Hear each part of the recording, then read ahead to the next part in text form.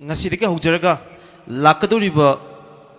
kumza khudingi koina pangthokchage haidana pandam thamjariba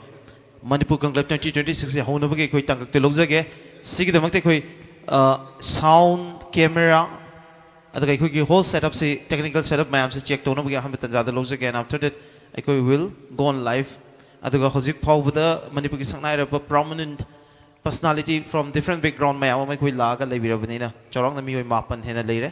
mi mapan jina de pung mari manga discussion taw yara taw ne tubo ngasi gi site koina media panelists oina TV da thoga and active citizen oina contribute toriba opinionated oiba koi Manipur gi sangnai raba personality puna ma kora kanda koina idea of Manipur haibasi da leiriba issues sigi challenges mayam do nainazaraba matung da koi pandam na the way forward koi karba khongthang thang ga da karba mi yeng sigi matung da yeng ga da ge koi khunai sida leiriba problems mayam issues mayam do nainabada na tana koi gi anuba steps sing ase kari oigedage remedy oibe ai measures oibe ai natragana koi vision adu kari oigedage habadu dum yeng thamaga sinjaba dugumba program am khakni ngasigi khunai sida tariba mami mayam do ngasi khoina pukhalakadoriba wafum sing asina koi ire baki moruba issue sing oina mayam na understand tawminagadoriba ni aduga masigi implication amadi masigi oiba consequence mayam koi khunai sida soidana mami tarakani habigi thajabut so khoina thamjai camera gi koi yarni ko tamo yarra that all right. Hello and welcome to Manipur Conclave 2026. Happy New Year. Manipur rim the mere paksi the leibiriba furupcha punamak purukudiman ke manung the lady very cha punamak Norris window gi mai kai tegi amasung ngasi language liba Manipur gi saknai reba public personality mayam sigi mai kai tegi anu buchahi gi for baujal pizari Happy New Year 2026. Hauki vacha hi sing asida Manipur da ekoina ningam daba nungnang ba thodok kaya thokrabasu haiba thodok sing aduna maram boiraga miyoi kaya gi punsida angakpa phangba khangam daba pubangam daba chaineng chaitheng amadi chaina mayam ama phawgrabasu lak kadoriba anawa chahi 2026 ngasi dagi haugadoriba numit asidagi de anawa asa anawa yening amasung hanagi leiramiba nungaitaba nungnangba thodok wathok punamakse loisingkhrakanda anoba Manipur ge asa amada purapoirasano haiba pause lo pijabga loina ngasi aikoina Manipur Conclave 2026 ki ahanba session da aikoina thamjari basi political conclave ni aduga aikoina masida thamjari ba team na idea of Manipur the way forward haibani ngasi chahi lising ani ki political history lei haiba Masiriki shi hena chawba mi oiba khunaina horuk ngai dagi lakwa ancient puari gi oiba medieval gi puari gi saruk oiba modern puari gi oiba saruk singda Manipur gi tongan tongan masak mayam ama academician singna researchers singna citizen na puthora aba aduga malem gi political history nainara ko matam da Manipur gi saruk ama mafam ama kanduna lakraba iramdam se khundari ba kanglu phuruk mayam amagi contribution sing aduna aikoi historical reality da proof mayam ki contribution mayam duna shamkalakpa Manipur gi chi hongba naiba dynamic political structure ama aikoi historical reality mana sagalakpa madugi the yumpham oiba aikoi social structure ama lakhiba punama asida semkalakpa social cohesion na ohelakpa aikoi Manipur aduda ngasi gi oiba yamna contradictory oiba issues mayam aikoi na thengnaba thengnari issues sing asi karam haina aikoina handle to be agadege karam haina khuthabe agadege kawai solution be agadege aduga Manipur gi oiba feature ama semkolak no hona bada karamba vision da yumpham oigedege haiba mayam do khanna nemki damta ngasigi issue si pukacharak pani mapung oina ngasigi event asita saru yabe ge dori basi mayam na television channel sing da yamna join uba aikoi media panelist oina academician oina senior citizen oina Manipur gi prominent personalities sing oina politician oina ayibo oina academician oina mayam ama aikogi civil society gi lusing basing political parties sing gi lusing basing yauna mayam si laga na ngasi saruk yagadori bani masida koina mapung oina ngasi nainazing ba moroiba wafam sing di idea of Manipur habasigi manung channa idam yakpa asida leiriba aikogi puari de yumpham oiba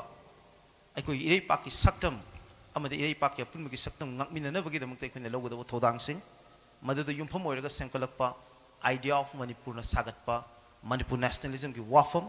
Manipur ki national identity ki wafam lamdam se lay minari ba ichilina oiba proof cha puna makta change da ba national character ki oiba masak sing maduna na hause ekhoi gi mitmang du oriba yam fracture oiba areas me am asida karam haina ekhoi khut thaga da ke karam mi yeng yeng da ke have ki wakhalon me am masida pusal janing ba aduga 1947 aduga 14 August 4 was 1891 dagi horoga colonial British empire gi makhada colony amo oina protectorate state amo oina leram abo matungda ningtamba manipur amagi masak 1947 dagi na 1949 ge 15 October fawda leijaramba madu matungda India da most of wani habagi 1949 ge 15 October ge wafam se la abo matungda lakpa anoba political structure sina purakpa ahungba sing sigi manungda manipuri miyam na ngasi iramda mirai paksi go wafam amadi issue sing lakpa matamda ningtamna aikoi go oiba lawsing da yumpham oiraga aikoi gi oiba interest ta yumpham oiraga ngasi maki oiba firep amadi warep loba ngamjari ba haibagi wahang mayam aduda miyeng thamjabaga loinana aikoi gi leiriba social structure amadi social cohesion gi fibam masida leiriba ahungba sing amasung purakpa yaba anuba mityeng sing aduga lamnam sida leiriba furcha oiba singna magi oiba exclusive political interest ta sagalakpa political movement mayam aduga aikoi gi social cohesion da kairakpa social fabric ki masak amasung hana leiramba nuksi chanabagi asengma mari aduga aikoi tungdana masi karai fabo pukhalakpa ya habagi wafam aduga tonga ba kanglu furuk khara dagi territorial exclusive territorial ambitions mayam ama magi lam map yeknar akanda se aigini haidana madu yumpham oiba political ambition mayam ama sagatnarakpa aduga manipugi hawkhiba manipur amasung ngasigi manipur da colonial period aduga independent manipur gi masak aduga ngasigi post colonial gi masak masi mayam asida leiba wafam jida yumpham oiraga aikoi gi collective manipur imagination kari oigede ge have wafam masigi mari lina ba wafam gi makha chathirakpada manipur gi economy da mapungai ne koina yengjening was infrastructure da hausi leiba film sing aduga aikoi gi manipur gi revenue share up sida aikoi ne kari ohongbo prokpa yai yam successive oiba government mayam ama leigre adubu ngasi fawbada manipur mi pan tangba marom dom le pangam daba aduga india gi province ama oibagi ohongbu de koi maduda kari gum am fawbu tobu ngamdri aduga politically manipur people gi aspiration of the interest mayam si leiriba political structure sina fulfill tobu ngamibra ngamdragadi kari anubu ohongbu sing mi yengsing kuina yengba daka lei haibani singba wafam sing aduga hojiki civil society gi perspective te kuina yengpu matamda lamdamasi da lepa leitene issue amagi mathangda issue masin sigi marakta yam contradictory oiba issue sing maruina pru masel gi oiba wafam lakpu matamda kanglup amana tanba demand amana kanglup amagi demand amada sokpa asungbi wafam sing aduga hiram sing mari leina government na loriba thaudang media na loriba thaudang political party na loriba thaudang civil society na loriba thaudang mayam si nei nabagi tangkaktuni aduga ahan ba haudok nabagi tanza sida aibu mateng khidang pangbina ba aina ikai thumna buga loina aigi ikai khumnajariba pabung manipur miyam ni ikai khunariba manipur saknairaba public personality pabung khaidemani gi mateng lojage and before that ngasi gi lengbirakliba media panelists mayam ngasi gi conclave asida represent tobu lakpiriba saknairaba personality sing ahambada welcome tawjage ahambada taram nokchari manipur saknairaba public personality manipur state human rights commission gi hana gi acting chairperson senior advocate pabung khaidemani mayam ho khoba amulin taram nokpigani thagachari loina manipur government gi loisang gi waina khwaidigi thak wangba officer amoina lebiramba manipur gi civil service ki puari da adumai tomthinga laka leiba manipur gi hana gi chief secretary kaka IAS Navageshwar taram nokchari kai khuna bochari loina community leaders mayam gi maraktagi yamna thona leibai chang thoba aduga television da wangang matamda akiba mata yaudana power da hanjin question to biba miyamgi favorite show biba aigi waza maibon fawbai president jet yusem ekoi jalari yung community ki solution bani thagachari loidana all manipur muslims coordinating committee organizations coordinating committee ki president oibetana tana apunba kanglupur mayam amagi handak semkhiba ekoi ki peace committee ma dasu ekoi convener gi ekoi daita lobiriba manipur gi oibe issues mayam amada isang thongna yam nahauring isaruk tagi ngasi fawbada ekoi kathok tuna lakpiba adu miyam dasu yamna ikai khumnabiriba Manipuri Sangnai Luchingba Ozai Simzalal Taram Nokshari Ikai Khumnabuchari Loidana all Manipur Pradesh Congress Committee one of the senior spokesperson Noina Eko Hozik Tamoy Mochandrazu Yokshan Bire Handakta National People's Party NPP National Vice President Noina Eko Kanbira Kiba Tamoy Mochandrang Siki Conclaves Young of the election Biri Tamobo Mam Punamana Arautam no Pigani Takachari Loinana Eko television channel the Yam Toy Nakoina Wopangba Aduka Yam the 4 fun Noina Wangangba Yam fire branded speaker Moiba Hanagi retired army officer Colonel Pabung Sarat Taramok Pigani Mayamna Okay Takachari Loinana Manipur Pradesh Congress Committee Senate spokesperson Yam Toy television deveta Hauseki Ladybird political dispensation Siki Mayokta I could get check and balance key walk from the Yam Chowna Todang Loviriba Congress is a spokesperson advocate Ravi Khan, Dr. Ravi Khan, Luina Tamok Kiran Yandremba Manipur Sangai social activist, Yam Ichang Tona, Yam Howing at the Honanga Sifa, Lebaki the Mutaka Tokuna Lakpiba, Sangai Ravi Yambani, Luina Lubnam Sita Ladybird, Swataraba,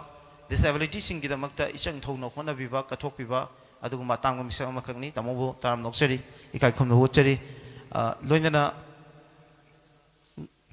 Nasigi Nasai, quite a ngan la pipani, I must see with the appreciate of Tozadavungam Zade,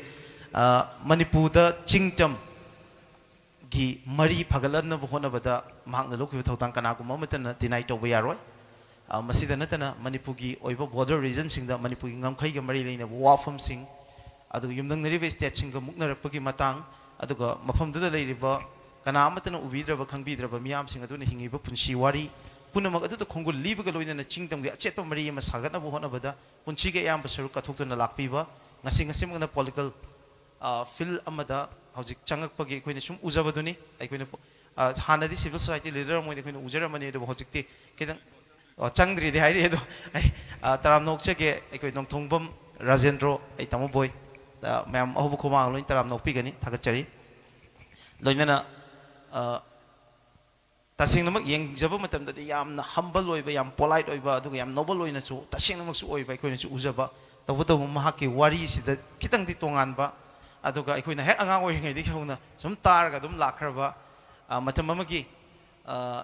ikoi civil society ge luching ba ngasi ngasi magna political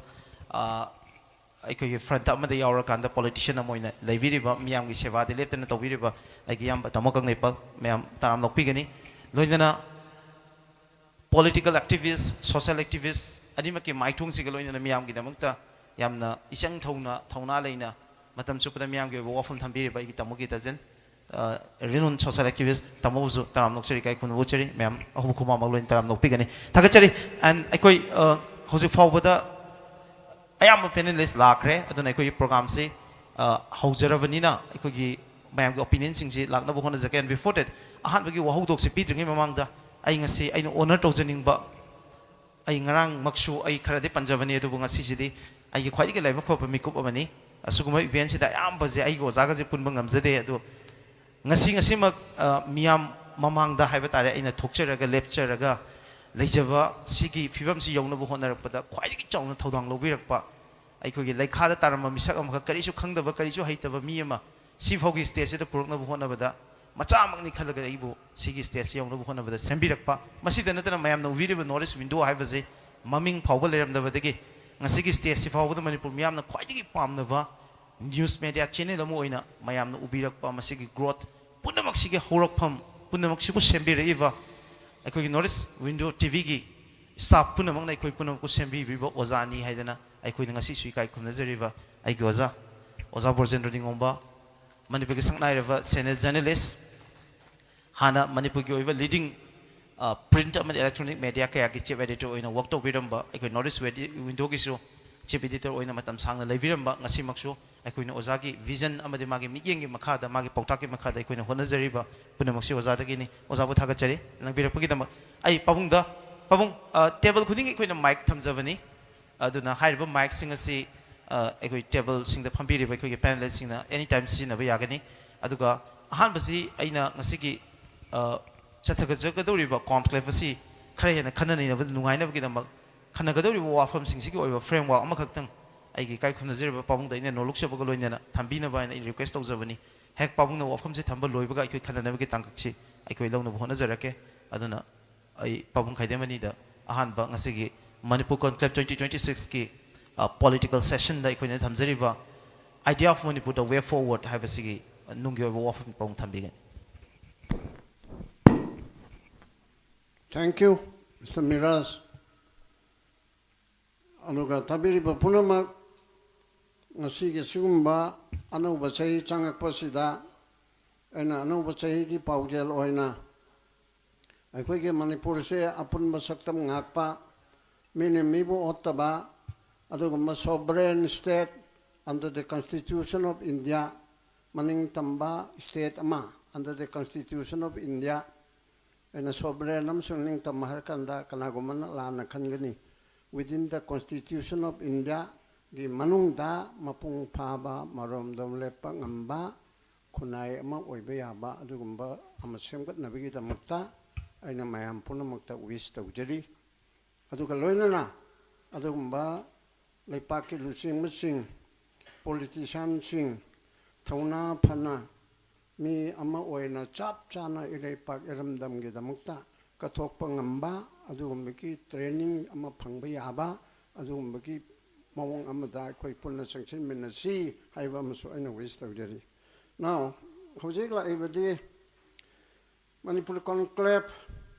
2026 mayam puna mana khangnare conclave aibase political gi oiba mayaki di khara arona tupsu yaubani adubu phongna yabna maru oiba decision loba adugumba mipam adugumba session adubu conclave haibani. This is not a conference, this is not a discussion session, this is not korokoil amatanate conclave se khara sectionna hojiki ahan session gida political gi oiba rajniti gi oiba laiba ngaklon gi oiba mawongda aikoi oneness of Manipur aikoina idea of Manipur haibasina mapung phadabanina idea di wakal haibani idea of Manipur gi damukta khanba haiba adu kari gi damukta khangadoriba oneness of Manipur amata oiba chingtam jati kunthra ga manga oina leiriba se ase amato oina punsinba adu mi ga wakanda lakpa adu the idea of Manipur the oneness of Manipur ena haiba adu di sigi matangda khanaba tarabadi mayam horen delegate punamakna adum haibigani khanaba nungaina ba aina wahudo khara bijebegi walin Manipur se mamangda kari wari masigi recapitulation ama thamba darkar le review ama aikoi chai lising ani ahumgi adugumba puari leirba aduga chapchaba mioi bo na settle tobadi sahi ka lising ka gi mamangdagi leigharaba kanagumana lakki mathakta chahai kanagumana 33 crore chahai madu ai gi modnate adumaina mioi bo khunai se Manipur se adudagi leiri I na hai adu punamag adu thammaga mioi bo moina chawkhat khongthang lo naina tawrakpa ain gi makhada chatharakpa asidi 33 AD dagi tawri haidana ikona chai lising ani gi puari leiba ana haibasi oirei asigi oirakpasida aikoi si adugumba maromdom lepa ning tamba ning thaupan malipa kamo oina lakpa do adu chai chamri chamnga gumadi Professor Sana Jawba Nauraya gi mota chamnga mokhai aidi chahumuk haibani asidi aikoi ning tamde marakta chai taret khuntakpa chai yangkhaina aduda tawgiba amana loksingiba amana loktokpa ning thaupan malipa ni danako aduna adugumma chai chahum chamri che marakta apan mipi dana ikon konbada chahi taret ki khuntakpa aduga 1891 digina 1947 bhawda khaitang de hanthaba British ki makha polap tawraga India ge domaina minaina thangda oibedena taba protectorate state oina lakpa adugi matung digi amung ning tamba adudigi India da pungiba sulai 1947 gi 14th of August Manipur se chap chaba ning tamba hanjin by state ma haibetu oire ning tamba nation state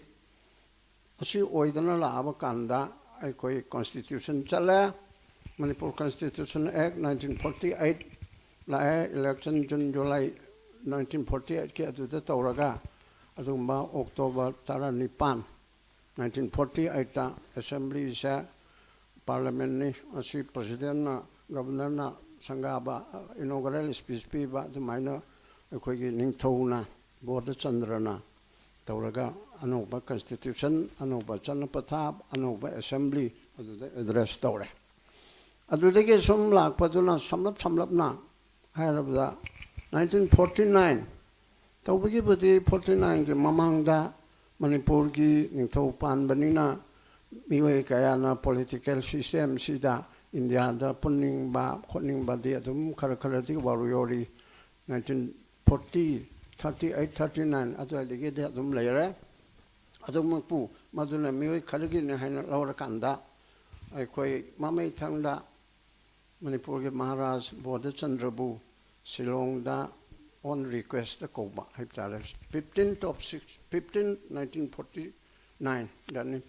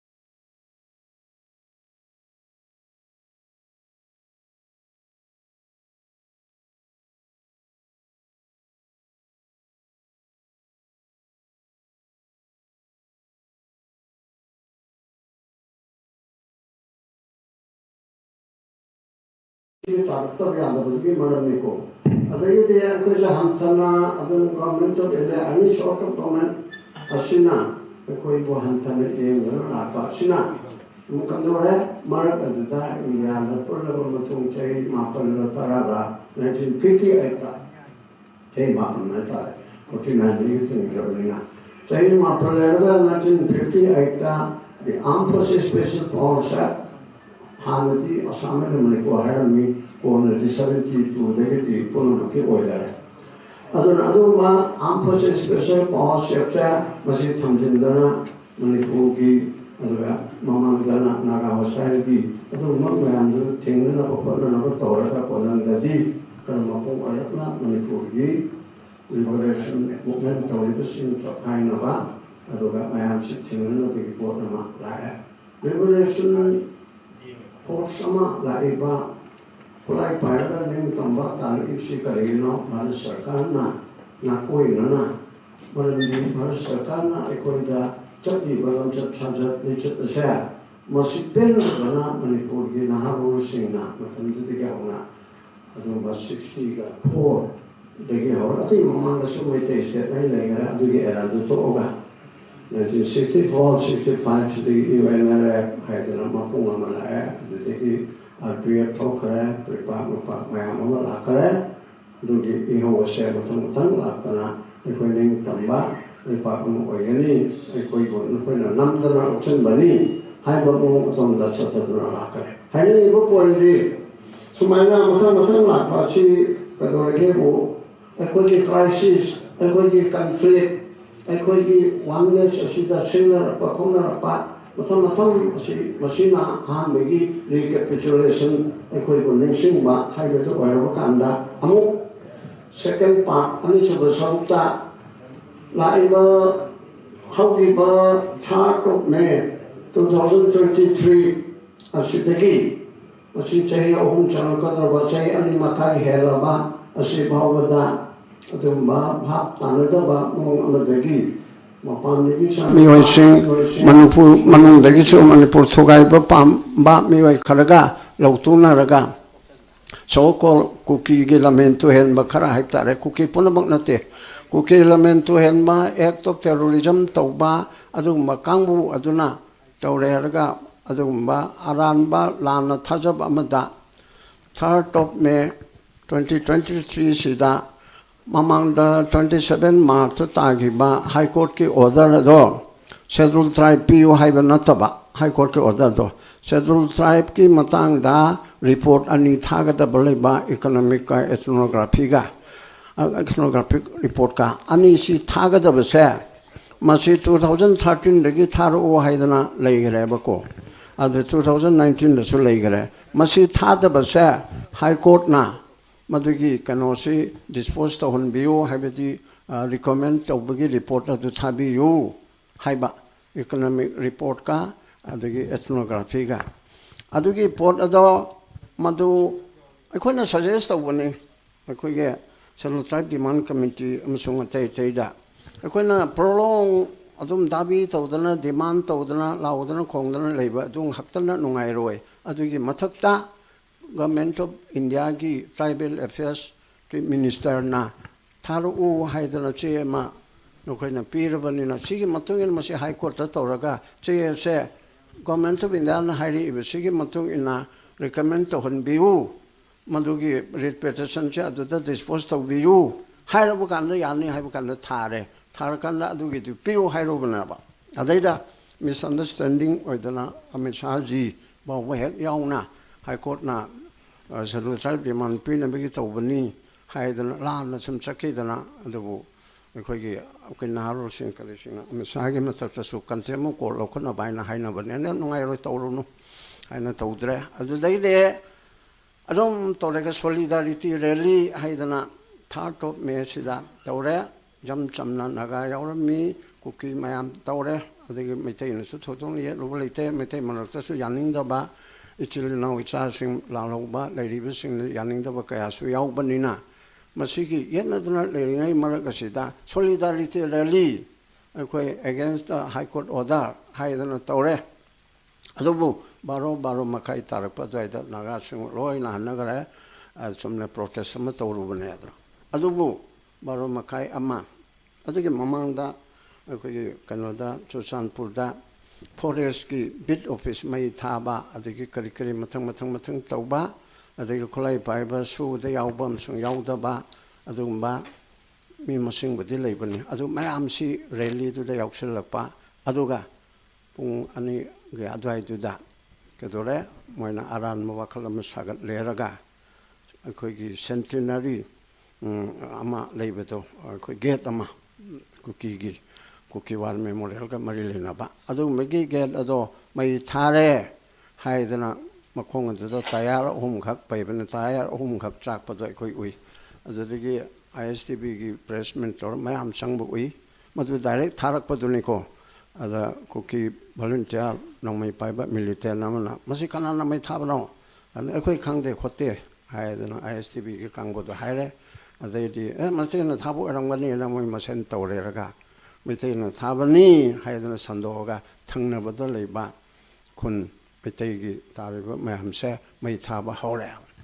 adu maina lai akano me ahum degi horakpa aduna maram maidana matang kano da tengnopol da waire aduga kangpopi yore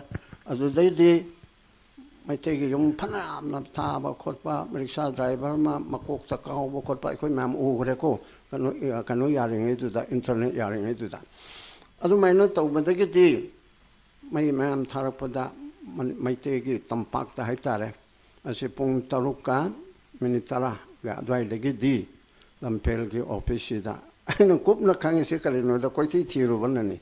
adu da pung taru khare hen ba sida lampel gi office quarter mam se masi thugai ba yekai ba mai thaba karana tawdana hore ba adu hawdagi di retaliation haitare asomna chanpu tengnopal kangpokpil akpasi mai tharapudi ki somna su halle ada mai te di ko je sa da min ko pa nang thara di anirok thane haiba jatuni da adu ligi mathang tawrak tana hanadi tarama thoi bhaba me tarama thoi bhabudi bhap ta daba adumba kuki lamento henna ka bokpa ko yesu arambai na khun ngak pa ga du tawre ga tawrakpa adu dagi di me tarani thoi da kuki gi MLA dadi kuki na ga me te MLA haiba budi yade adu haiba du gi matung ina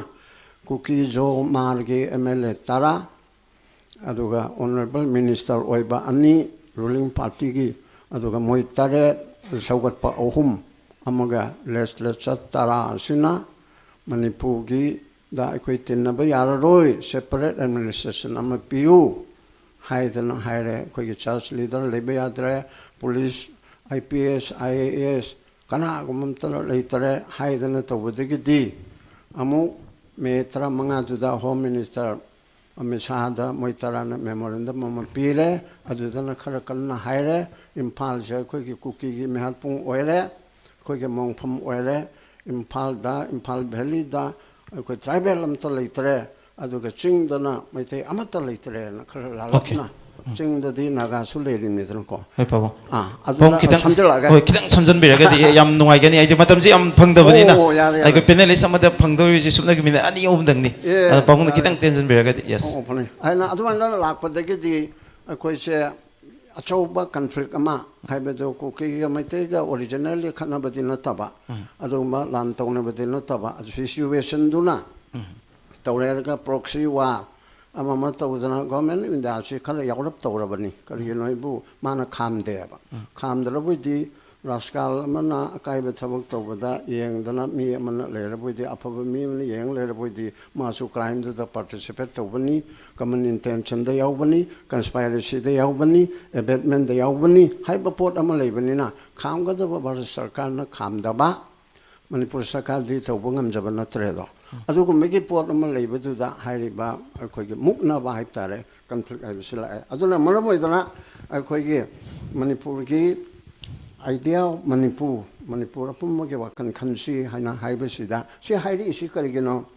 idea manipur sida khandaba lero ra akoigi jate kuntra ga manga sida khal leiba male long live manipur haibisida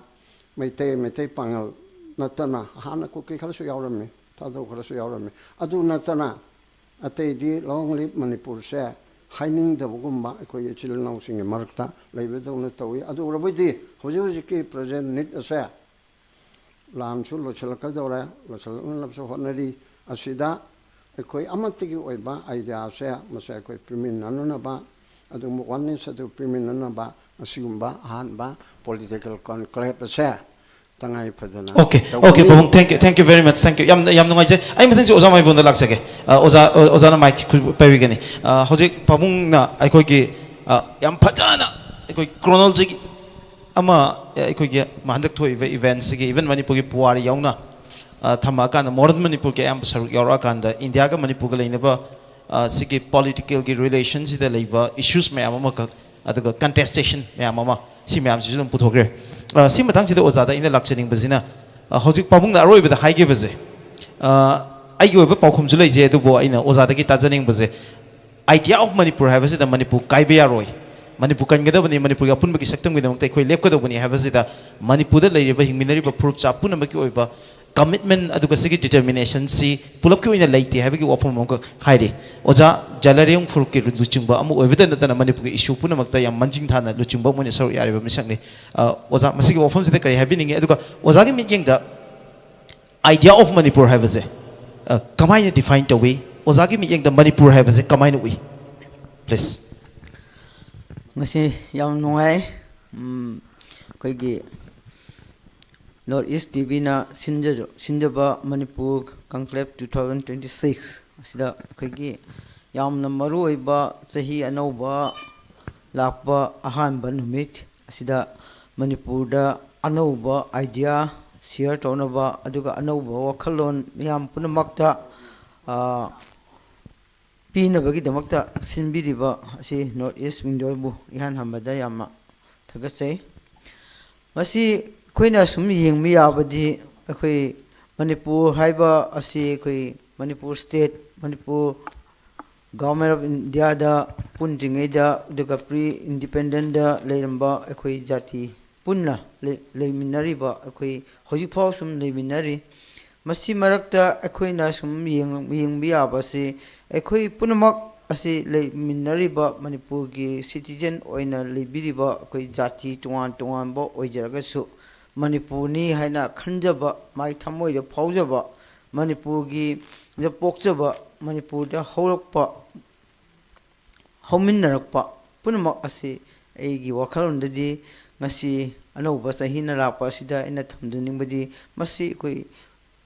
ima leibak Manipur haibasi punamak ki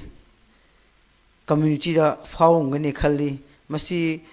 aina hairiba maram masidi Manipur da leibiriba akhoi gi jati punamak si ima leibak haiba amukhak leitadi akhoi leibak leitre na koina lojei ajuna Manipur ima leibak haina khanbiriba akhoi jati punamak ase akhoi hojiki idea of Manipur asida akhoi yamma dhaka oi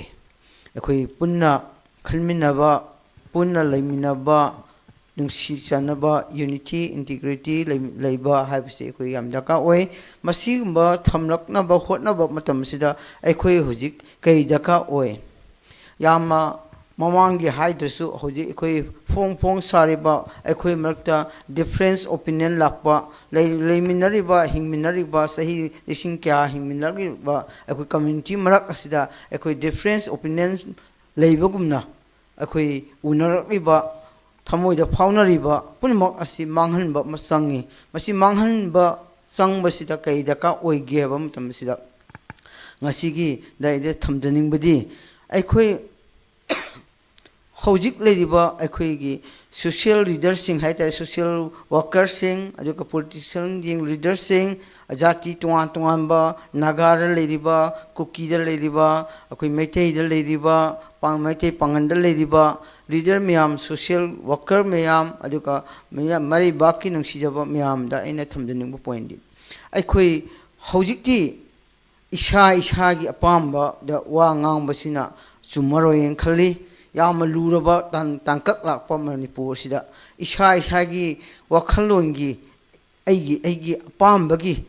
wa ngangbase akhoi hanba chumngani he apunba Manipur gi wakhalonda nganglakpa matam khaktada akhoi Manipur gi idea Manipur haibsi lakani maramdi aina thamjariba point asidi akhoi masi kaigi damakna aigi wa ngangori si haibsi naga gi interest khaktada nganglakaba aduga kuki na kuki thadau gi interest khak te ngang lak laba meitei na meitei khak ki ngang lak laba pangan na pangan khak ki interest ngang lak laba madu kai gi damak te ngang lak pano hai se miyam manipur parja punamak na khangpham thoe ba kai gi no masi ngang lak ise thaina mamang ngai da khoi sing kya khoi pun hingminari ngai da ngang lak traga hojik na khoi yam chawkal laba matam sida yamna India da pulo matungda yam chokhalaba hojik se manipur gi yam tangai phadaba punna hingminaraga manipur semkakadaba matam sida ai wakhal thoriba asi punamak ase masi kaigi damok no haiba matamda ngangli ba hojik khoi miyam na ngangi politician miyam chu ngangi aruga khoi panelist miyam chu ngangi social worker leader miyam chu ngangi adu ngangli bado kanagi damok ngangli bano manipur gi damok te ngangi bra अखोई community अमखक की interest ngang libra masi अखोई खंगफम अम संगे बको masi खंगद्रदि पंगांग ngang idea manipur haibase punmak ki wakhal na ching da bane ba maduna tebida aina nagani aina sini aina kuki khak interest ngang ba nagana na adumwa ngang rusi handok pa masangi aduga hoji meitai su meitai gi khak ngang agadi meitai interest khak ngang le ragadi kamaina idea manipur lak da bano ba asi masi aina hali basi manipur se khoina khanjai majority oiba community amakna ai khakini aina haibi ingadabani aina khakle ningni bisi thungadabani haba wakhalon se leiba taragadi adwedi atoposu jung khalakane ba khalagadi jati apiposin ju jung khalpatabani khalagadi madu kanana khangani kanana masi idea manipur gi ngak selaga legede geba aduna masi ngak senggadaba asidi kanano hairak pamtanda miyamna ngang thoklop miyamda hoji phong san sai ahumuk leriba issue sida magi interest kha ngang khre 2023 ga 2025 ngang khre adu ngasi 2026 ki ahamba numit gi di madugum badu wakhalon long thado piro hoji apun bagi oiba apunba idea manipur haina north east window na puthor aliba masi 2026 gi ahamba numit asidigi di aigi isagi ngangli phawdi yararoi aduna isa thadoroga masi apunba gi nganglaksi habani khwaida maru oiba amka haijege masi ngasi numit ja hariba magi apamba ngangli ba punamak se tungda manipur se kaidora kadege yengoba nangi apamba duna nangi apamba wahi duna na thandagi khanba na thanna jati khakdagi khanba wahi wata sing mayam penaba na ngangli ba mayam dugi phol se manipur no mari kairakani yes manipur kairakani ajuna madugum ba wahi ado akoi 2026 dadi karamata sinna bigano apun ba wakhalon na ngangsi ngangda mayam nangi interest ngangda mayam 2023 dagi 25 ho ngangjakre hojikti madu tungda hawakadaba angang sing miyam youth miyam aduga future of manipur gi yengragadi masi kamaina thamnam sige afaba ma thamnam chi haiba taragadi masi aikhoi ishagi wakhalonda aigi party gi line da aigi party aigi mi aigi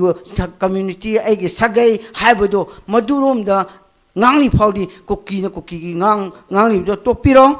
naga gi wangang topiro maitai ki interest ngang topiro aduga pangan interest topiro adu matam khakda idea manipur se thaina ipai puna semlok iba manipur se ing tamal lai share ga di 2026 tegi di ai pamani niam da tari punamo manipur gi parja punamak ta appeal to risidi isha thadorga manipur interest common interest da ngangbiu have peace and thank you very much yam powerful of a statement ne Kanglup jati kudingmakna ekoki magi maromdom gi oiba exclusive interest of wafam mayam thambazina manipur kaina bagi maram natana atopa lambi hobai khoki tungam chata leiroi haba wafam sima ya mention thabi ai bathangse ai tamai mochandra laksake manipur gi sangnai raba politician ni ekoki hana ya khwaidgi naha oiba ekoina tajavada khwaidgi naha oiba manipur gi MLA oi ena chai 25 ta MLA kaki baduma misa mani haidan tajai rugam naha oina political experience yam chaung lebiraba government ki cabinet position da yam wang matam sang lebiramba adu even to the position of speaker fawba leiramba hojikna national politics ta yam chawna khong thangjanapagi mami do hojik national people's party ge vice president national vice president we lakpagi wafam da ne hojik leir tamo happy new year tamo da ina laksaning baje tamo ekhoi da yam chawwa chamam na ba maka ekhoi manipuri miyam da leijai marune na hasing da iramdam sida thokpa issues natragana problems ama se iramdam sida leiriba ekhoi political establishments in a solve to ngam dabagi position sine aikoina it happened during the time of congress ki political dispensation matam da sulai bjp ki political dispensation matam da sulai manipur da thokpa issue ma resolve to busi manipur ki leiriba government sine resolve to ngam bagi masiki sakti se tam leitabra aikoina when there is any problem in manipur even afaspa ki issue oigera ilp ki issue oigera natragana hojik leiriba handaki eating crisis ki manipur crisis ki issue oigera any issue we are looking up to the central government. Manipur ki kilometer lishing kya lapna leiba those people who has nothing to do except ekoi ki leiba political relation do natana ethnically, culturally, historically ekoi kari mata mari le na ba miyoi mayam am de ko expect we were looking up to them. Delhi da leiba political leaders sing BJP ki oibe Congress ki oibe makoi na ekoi ki problems hokani tor kani habagi adu ka expectation do natana iramdam zigi politicians sing ekoi political leaders sing sina de ekoi issue se resolve to ko ngamgani habagi adu ka expectations ekoi uba ngamdabase tamo how do you feel anyway miraj ihan hanmakta da anobu chahini ngasi se mai kidi new year sa se ekoi chatnaba da sum suti oina arang bye bye haigadra dum ekoi suti oina yamna relax mood amda mayam si thaba kasi tok tongna daba lambi ga si hang ba ngasi numit si amarom khalrugadi adum nungai bada chak cha bada khot bada dum waste to numit kum bam su oina bani adu ngasi si adu ki matik aingonda thamoi da kenum phawe di ai miraj bu personally thagat chabai wa nati ko you have taken this great initiative on new year itself adu manipur conclave 2026 and the hairaga khoi mayam ko birakna ngasi sida laibiriba mayam sidi tasengna haita gadi khoi gidi oja guru oiba yabiba khoina yamna wangna thangatna thamjaba makhoi dagi tamjaba yaba misak mayam ngasi sida inauna pusan birak pasigi domokte hana new years gi happy new year gi duna taba yamna happy oiba thamoi dagi oiba happiness to I hana madu express tawjari aduga matam gi kanu laibani na constraint laibani na ai sida si ai matam bawai sida ai amna regulate to ga ngangjage adu call point to the lakchige di what you have asked me masa high big re ai gi budi khara ai gi destiny hai ga dra ai gi laibakta kharang nganna political spheres the lakre di pabung ai gi pokpirma pabung du mayam na sulum khangbi bani aduga mahak lai gi dabadagi ai gi journey ama aina khanjaram dugi ona taina bada ai gi political life ama yam sang ba ma lai khre aduga hamba part haitare journey ama loisal lobugum tawbugum ba masu koi gi gap ama koi sang na chai kunmai kunma gi asang ba journey ama chatlo matamda mostly ai national party congress party da leijaram mani aduga laibuk fadana various positions have tare koi even mantri oiba mla oiba even legislative assembly gi speaker am oiba phangbaga haibisi amna gi laibuk faba aduga loina na matam mama manipur gi institutions se mingwan panjabada shri moirang koireng akoi gi tera gi akoi gi ibom chaina khangnaba tera laina ga khangnaba koi yamna pioneering figures have tare manipur gi akoi amurom khalroga di manipur gi political history gi kari panada yaw khaba ahalman mayam say personally unaja ho I had the experience of all these people aduna madugi mayam adu huzik tasan jaraga mkhoi gi idea of manipur ngasai naw na ga haibi riba kari gi nawakta no ngasi akhoina always why do we always look to the center why BJP na pali huji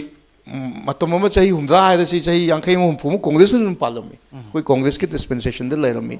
hujik na mu top dispensation am de laire adu somewhere down the line any issue afas pabu ero adegi koi core issues mayam se manipur ki development ki issue ero maswai da aikoina kaitare impact people is ungamde masi kari gi damok tang asi akoina why do we always have to look to Delhi for answers adegi akoi si incapable oira braga haibugi question si adu natra absolutely I think if I have understood it correctly absolutely ꯑꯗꯨꯝ ꯃꯁꯤ ꯇꯁꯦꯡꯅ ꯍꯥꯏꯔꯒꯗꯤ ꯃꯁꯤ ꯑꯩꯅ ꯍꯥꯟꯅ ꯑꯩꯈꯣꯏꯅ ꯄꯤꯛꯏꯉꯩ ꯃꯇꯝꯗꯁꯨ ꯑꯩꯈꯣꯏꯁꯤ ꯈꯔ ꯄꯤꯛꯅ ꯑꯩꯈꯣꯏ ꯗꯦꯜꯂꯤꯗ ꯂꯥꯏꯔꯤꯛ ꯇꯝꯕꯒꯤ ꯈꯨꯗꯣꯡꯆꯥꯕ ꯐꯪꯉꯛꯑꯦ ꯑꯗꯒꯤ ꯑꯩꯒꯤ ꯍꯦꯛ ꯑꯣꯏꯗ ꯐꯝꯕꯤꯔꯤꯕꯁꯤ ꯅꯟ ꯑꯗꯔ ꯗꯦꯟ ꯑꯩꯒꯤ ꯇꯥꯃꯣ ꯅꯕꯀꯤꯁꯣꯔꯅꯤ ꯋꯥꯟ ꯑꯣꯐ ꯗ ꯃꯣꯁט ꯑꯥꯏꯀꯣꯅꯤꯛ ꯑꯩꯈꯣꯏꯒꯤ ꯄꯔꯁꯟ ꯍꯥꯏꯇꯥꯔꯦ ꯑꯩꯈꯣꯏꯅ ꯌꯥꯝ ꯏꯟꯁꯄꯤꯔꯦꯁꯟ ꯂꯧꯖꯕ ꯑꯗꯨꯒꯨꯝꯕ ꯃꯤꯁꯛ ꯑꯃꯅꯦꯕ ꯍꯤ ꯏꯁ ꯗ ꯐꯥꯔꯁ IAS ꯑꯣꯐꯤꯁꯔ ꯍꯥꯏꯗꯤ ꯐꯥꯔꯁꯄꯨꯗꯤ ꯅꯠꯇꯦ ꯑꯗꯨꯑꯣꯏꯁꯨ ꯁꯦꯀꯦꯟ IAS ꯑꯣꯐꯤꯁꯔꯅꯤ ꯄ꯭ꯔꯦꯛꯇꯤꯀꯦꯂꯤ ꯑꯗꯨ ꯑꯩꯈꯣꯏ ꯐꯥꯒꯤ ꯑꯣꯏꯅ ꯑꯩꯈꯣꯏ ꯄꯥꯕꯨꯡꯗ ꯂꯥꯛꯆꯔꯒꯦ ꯄꯥꯕꯨꯡꯅ ꯑꯩꯈꯣꯏꯗ ꯁꯨꯝ ꯏꯟ ꯑꯦ ꯂꯥꯏꯠ ꯃꯨꯗ ꯍꯥꯏꯔꯝꯕꯅꯤ R.K. ꯐꯥꯜꯒꯨꯅꯤꯁꯤꯅ ꯑꯩꯈꯣꯏꯒꯤ ꯃꯩꯇꯩ ꯃꯔꯛꯇꯒꯤꯗꯤ ꯈ꯭ꯋꯥꯏꯗꯒꯤ ꯑꯍꯥꯟꯕ IAS ꯑꯣꯐꯤꯁꯔꯅꯦꯕ ꯑꯗꯨꯒ ꯃꯥꯗꯤ ꯃꯅꯤꯄꯨꯔ ꯀꯥꯗꯔ ꯂꯧꯈꯤꯗ꯭ꯔꯦ ꯃꯥꯗꯤ ꯑꯇꯣꯞꯄ ꯀꯔꯅꯥꯇꯀꯥꯗ ꯆꯠꯈ꯭ꯔꯦ ꯕꯦꯁꯤꯀꯦꯂꯤ ꯁꯟ ꯑꯣꯐ ꯗ ꯁꯣꯏꯜ ꯑꯣꯏꯔꯒ ꯇꯨ ꯏꯠꯁ ꯍꯣꯝꯂꯦꯟꯗ ꯀꯟꯇ꯭ꯔꯤꯕ꯭ꯌꯨꯠ ꯇꯧꯕ ꯉꯝꯕꯗꯤ ꯏꯆꯥ ꯅꯕꯀꯤꯁꯣꯔꯅꯤ ꯍꯥꯏꯔꯝꯃꯦꯕ ꯑꯗꯨꯅ ꯑꯩꯈꯣꯏꯗꯒ ꯃꯗꯨꯒꯤ ꯃꯇꯝꯗ IAS ꯑꯣꯐꯤꯁꯔ ꯑꯣꯏꯅꯕ ꯍꯣꯠꯅꯧ ꯃꯟꯇ꯭ꯔꯤꯒꯨꯝꯕ MLA ꯒꯨꯝꯕ ꯑꯣꯏꯕꯁꯤꯗꯤ ꯌꯥꯝ ꯇꯦꯝꯄꯔꯔꯤ ꯑꯣꯏꯕ ꯄꯣꯠꯅꯤ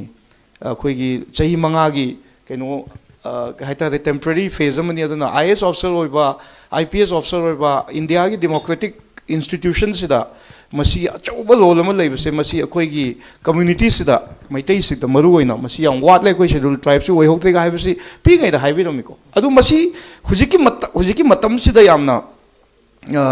ꯔꯦꯂꯤꯚꯦꯟꯠ ꯑꯃ ꯑꯣꯏꯔꯛꯑꯦꯕ ngasa haibiri yam chummi ngasa gi yam phajagra bo jana nga cha haibi bo potu ngasi maitai gi wa ngang ba yade maitai nga te gi wa se ngang na rugum si akoi gi naga gi wa ngang na rugum si ngasi maitai pangan gi wa ngang na rugum si kuki gi wa ngang na rugum si haiba si anoba wakhan di yam na phajabdi oiraga atopa amuk line of thinking dari why not haibom sung lai why not akoi asam suffer tore masigi discourse si adum chathari adugi discourse tugi by product ama ninga si akoi manipur laiba akoi gi tension ma ngasi ngarang thokpa nate ngasi ngarang gi wan nate sing na haije ga de aduna aina dots to connect tau jarak pada idea of manipur hai se unity akoi gi isai mayam lai ko saitha ba isai mayam lai ching na koino pansa ba adi akoi gi even akoi gi lai harau da akoi gi tangkhul gi keno yaw daga di akoi gi lai harau se complete oi de to da phajaga ba chei lising kya gi puari da lai khaba अखोई unity से हान लेरम pot हानदगी लेदनसु लेरम लेदनसु लेगदोबा अदु अनव पोट नते it is not something new it was always there अदगी अखोई चिंग तमग की खेनबनी गायना मयामना पुथुइसिदि मैन्युफैक्चर नातनेब कोना ब्रिटिश का ला मतुंगी वारी नेबसिदि मदुदि यामना सांगना आई चचरोय मदुदि यामना मदुदि रिसर्च तब मयाम लेबिरे अदुना द कोल पॉइंट कंक्लूड तौजरकपदा हौजिक अखोई ओजाना ngasa हाइबिगिब दुमाइना अखोई वी स्ट्रांगली अखोई कनो तबुताई एडवोकेट तबुताई कोर अखोई एरिया खरदा अखोई यामना कंट्रोवर्शियल ओइबा वांगांग दबताई हौजिक अखोई यूनिटी फोर्ज तौसे हाइता गदि खरा अखोई की नादना लेरिबा अखोई की वुन हाइता अखोई की कनोमा अनाबा अमा अखोई सोगा लेबदुदा अखोइना मदु ओइसनबा कनो होनहनबदी नतदरा मधु ओइसलपगी खरगा ममी लाकान से अमु हेक थिंजलगा मधुदा यतुम थिंजलगा तौबा कांगुसु लेतब नति that is the forces which is inimical to our growth and to this it is a challenge to the idea of Manipur unity se aduna miraj aina haijage do se sidasu mayam lebi ko distinguished panel mayam aina haijage do se hojik aina ngasi political journey amadaga laisi kari gino ngasi why I Congress Party de yam acho position am de lairami yam phajaba kenom de lairami adu maduga do thado kanda ngasi akhoi gi voice asi tarak tabasi kuire adu itadi kamaina tahan gadagi ga highway concept se la kanda pura north east se akhoi gi mit khuba naton namba akhoi gi north east haijab tare ko masi akhoi si kanamta na seriously low de Congress Party de soi pariam kui lairame ka su low de chamani prime minister ama chahi manga ka su manipur ka su lakhide अखोई नदी नरेंद्र मोदी लाई लाते न सु ngangnari ko mi amana mo haira adi kana no no haira adi अखोई की prime minister म लई गे दुसु चही मंगा लागते हाइता गति येनबी न हौरक पला येरुम न हौरक पला न हौगदने वन मदु की डिस्कोर्स पला तोबा ngasi मिराज न मणिपुर कॉन्क्लेव न तोइबा 2026 तकी दी अनो वखलो न पुसलगा कांग्रेस त लइबियो कछु काइदे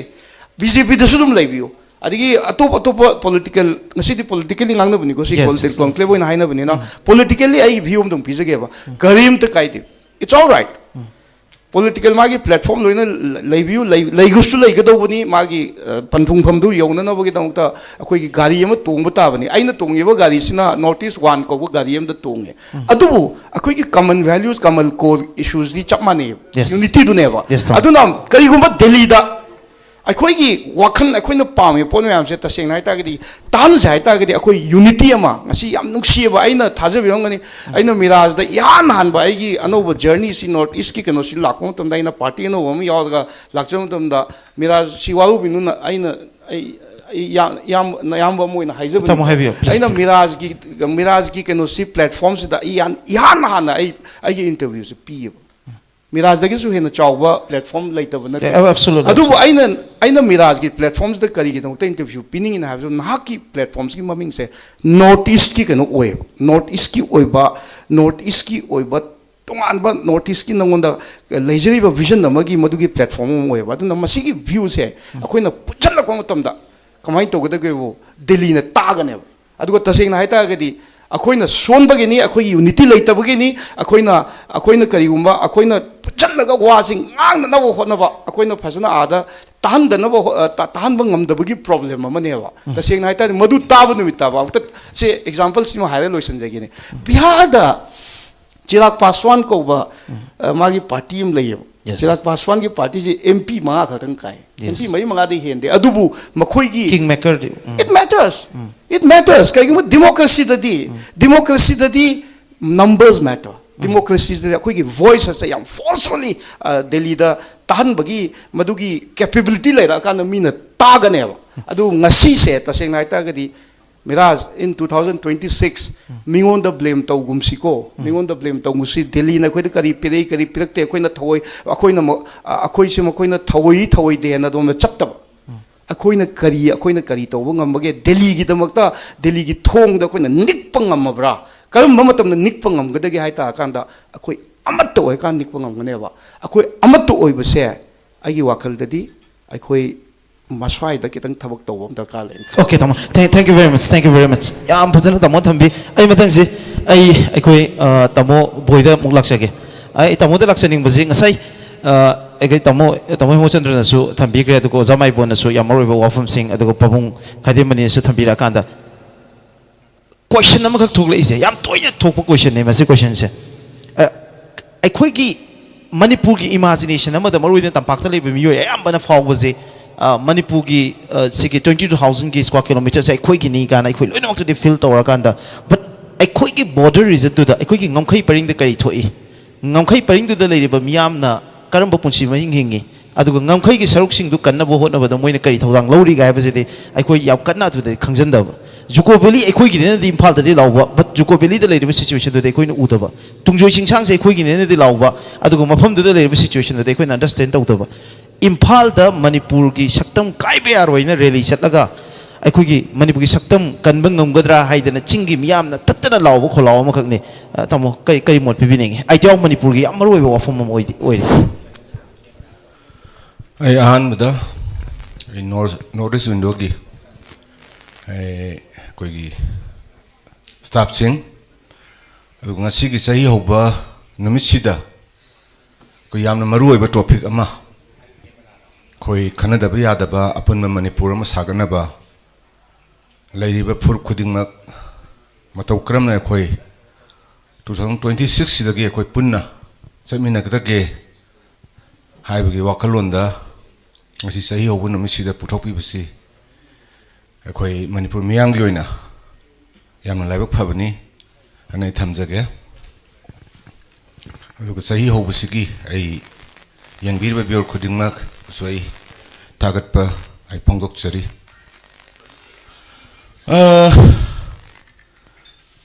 miras ai yang ngan all Manipur United Club to gai lakwane Manorama gi Naubisanu gi Rems gi top issue ki amata adumaina Manipur gi matam dugi amsen power eki Sai thieng phanglaba mayam du da lakpa sigi journey amagi manungda 2002 da oigani akoigi NSNIM gi ceasefire sida sidai akhoi je conflict ama akhoi Nagasinga maruaina aigi yelhomi oriba Nagasinga akhoiga thajana da por ama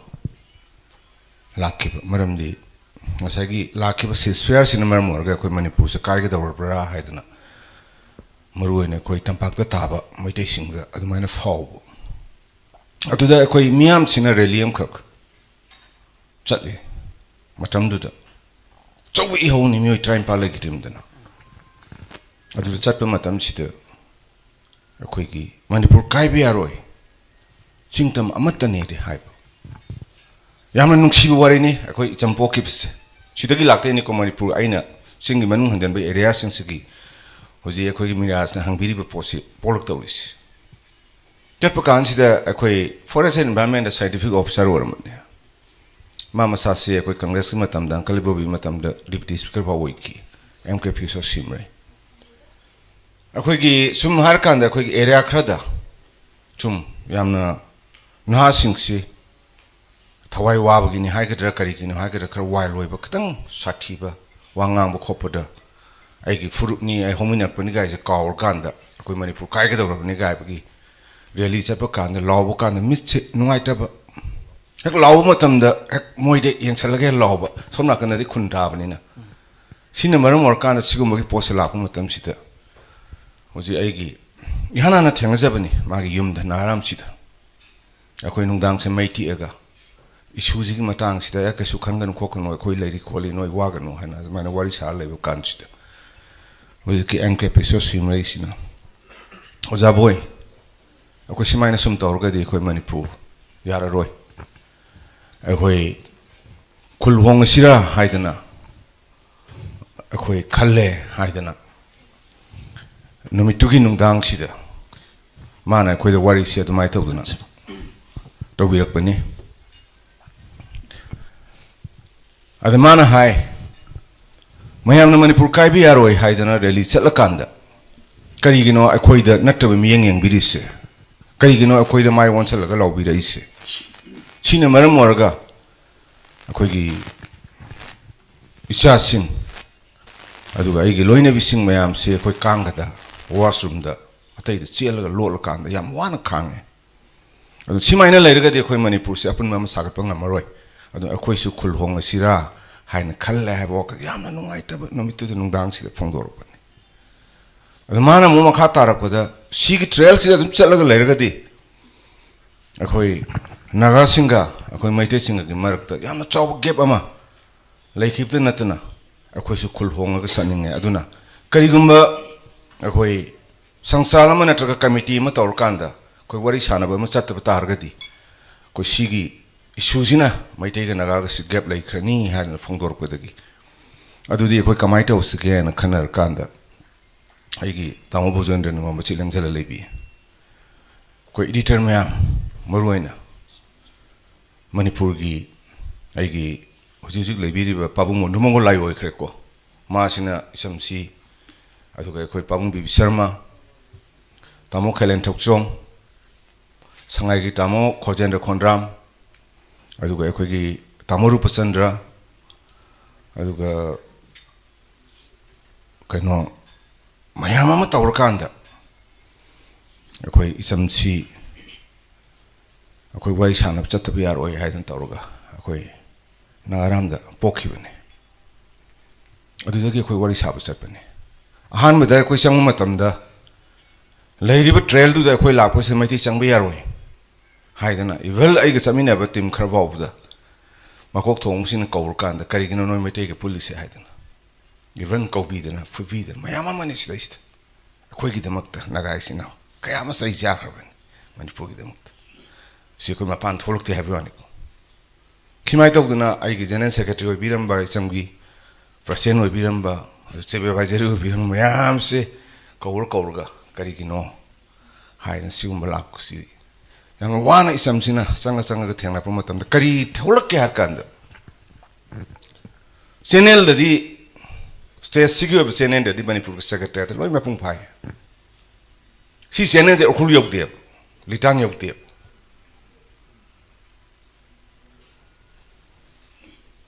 PHC ꯑꯃ health centre ꯑꯃ staff ꯈꯔ ꯂꯩꯔꯝꯒꯅꯦꯕ nurse ꯈꯔꯅ ꯄꯨ ꯂꯩꯔꯝꯒꯅꯤ ꯁꯤꯗꯒꯤ ꯀꯥꯏꯊꯣꯛꯈꯤꯅꯤ ꯃꯥꯒꯤ truck load ꯑꯃ medicine ꯈꯨꯖꯣꯛ ꯑꯃ ꯌꯧꯔꯛꯀꯅꯦꯕ ꯑꯩꯈꯣꯏ ꯁꯤꯗꯒꯤ ꯇ꯭ꯔꯥꯟꯁꯐꯔ ꯊꯥꯈꯤꯅꯤ ꯃꯤꯁꯪ ꯁꯪꯒ ꯌꯦꯡꯉꯀꯥꯟꯗ ꯇ꯭ꯔꯥꯟꯁꯐꯔꯁꯦ ꯆꯠꯇꯦ ꯇꯣꯂꯣꯞ ꯇꯪꯈꯥꯏ ꯆꯥꯔꯒ ꯂꯩꯔꯝꯒꯅꯤ 오자 타기니 오자도 못 칠러가 내는 거니 아두고 마판다기 생각봐 미셔너리 매야만디 마기 인트레스트 그런 인트레스트 아고 휴직 따래 노르이스트 아고 크리스천 스테이트 아마 컨트리 마셈버기 지금 버기 인트레스트 장악한다 스쿨링 피비기 나마다 매야만 떠오르까 미셔너리 매야만 항투어가 sacrifice 떠오르가 saksu manadaba loli su manadaba kuchu su manadaba moy amanadi moy ki wakal du ka thoga lai ri ba akoi ki state ki onadi ka thokul lai amde sina maram warga so hong ma malai sira ki jinga ma yam pi ki ne ti digi bini pesere ma ki jinga bal taruk pi ki ne ba jinga bal taruk se ukul la pi bi oba mai te de blame taw roi ba mai te ne jinga la thok re mai te ne mul ho re hai roi Impal the year level. Impal the Peter Winder Jingabal, Turtu beneficiary, Ukulgi, Kasaitana Pure, Loruseba, Barakiano. Sigum Bagi, Yamna, Kupsendaba. As a quick lady, Manipurgam, the idea of Manipurgam, Topi may have seen us, a top of Kantrigi, Top Estate, Mayama, Nainabiraga. I manungs the Karigi, Agi, Nagana Saurino, Karigi cooking, Saurino, Karigi, Pang, and Saurino City. Platform them the nene trip. Yanam the Chine never to it. A top in the action in a dream. Modi Lagunataba, Misa Lakulakta, Igi. Madam de Quiprubiame. Zographically, a quiller, Monsieur Ukulum the Tankulerme. Senapti the Maumaram. Tangal. Tamelon the Zelen. Kapi. Somnana Cookie, Tadumar. Furupsit on Tongana Lermesina. Asagi somde gidi pose pikibni nang asagi magi changda da transportation mayam duna poto yaudrabni na lahore haibni na chamjeba laila su hitaba ma pan thoktab dudi jummena adudi meya si mathak issue dum sagat patabni na masi ekoi sengtopang hukchang aduna district chenapti ki beneficiary chamai pitare chenapti da yentare Ukulgi pitare, ukul yentare. Sina teba, ngasi tau lusit. Sida piye. Sida di kana hapani. Mai magi. Yang nabe meeting dugi. Yes. Mai ming loy hapani. Ada di am to pura roy. Sigi problem se. Okay tam. Adagi any issue mala ko matamda. State government sina. Talo pai kita bana. Talo pai bi kita. Karigi warur ke lai to. State transfer chelam de. Kathalam Minister Transport, Kamaila can just Hamid Impal. To see the Baraka Yorgan Impalda. See the Mokogi, Mitumam Labra. Lady, Hotel the Lady. Magi MLA Unanabohonabada, Minister Unanabohonabada, Brigadier of Shermo Unanabohonabada, Numiki and Imano Hotel the Living Amway. Because I did this when the Chernama Lakani. Masari Poxalu, a quite only as happening in the Moishu. Sigumaki labor, get my amse. Side the labels in Utia. Okay, Tamo. A wafum say a Kakana Bokisoda Laksake. There's no other right person. Kakataki and Haitara Vasita from PB Abamisi, Yam Chow issue news. I doubt Manipuzin in a pomatum, the pragmatic winner. In reality, the Ayam Manipuse, Sigi Mamisi, ground the Kamain Tadaki have a issue. Nainer Paganda Kaka. State administration gi, Aduga, Akogi, state government, Amalay, Masiki, benefit Mayamama, Akogi. Public distribution ki oigera infrastructure ki oigera sigi mayam sida hakthing na Manipur border region amasung ching ki saruk sing da yamna marginalized oina leiri mafam sing da deprived away have ki yam tasengma mami ma tari masida na dana state administration da police ki oigera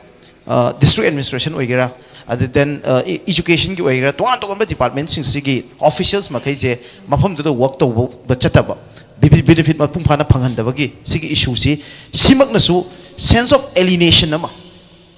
Aikogi Miamda. I Lamdamsi the Pope in Lamdamsi the Chow when I get a Pakni Havadu. We belong to a state. We belong to a motherland. A quick homeland, they could belong to a Queen Kangzam. But homeland do the belong to a Habaki. Homeland do represent or a government unity.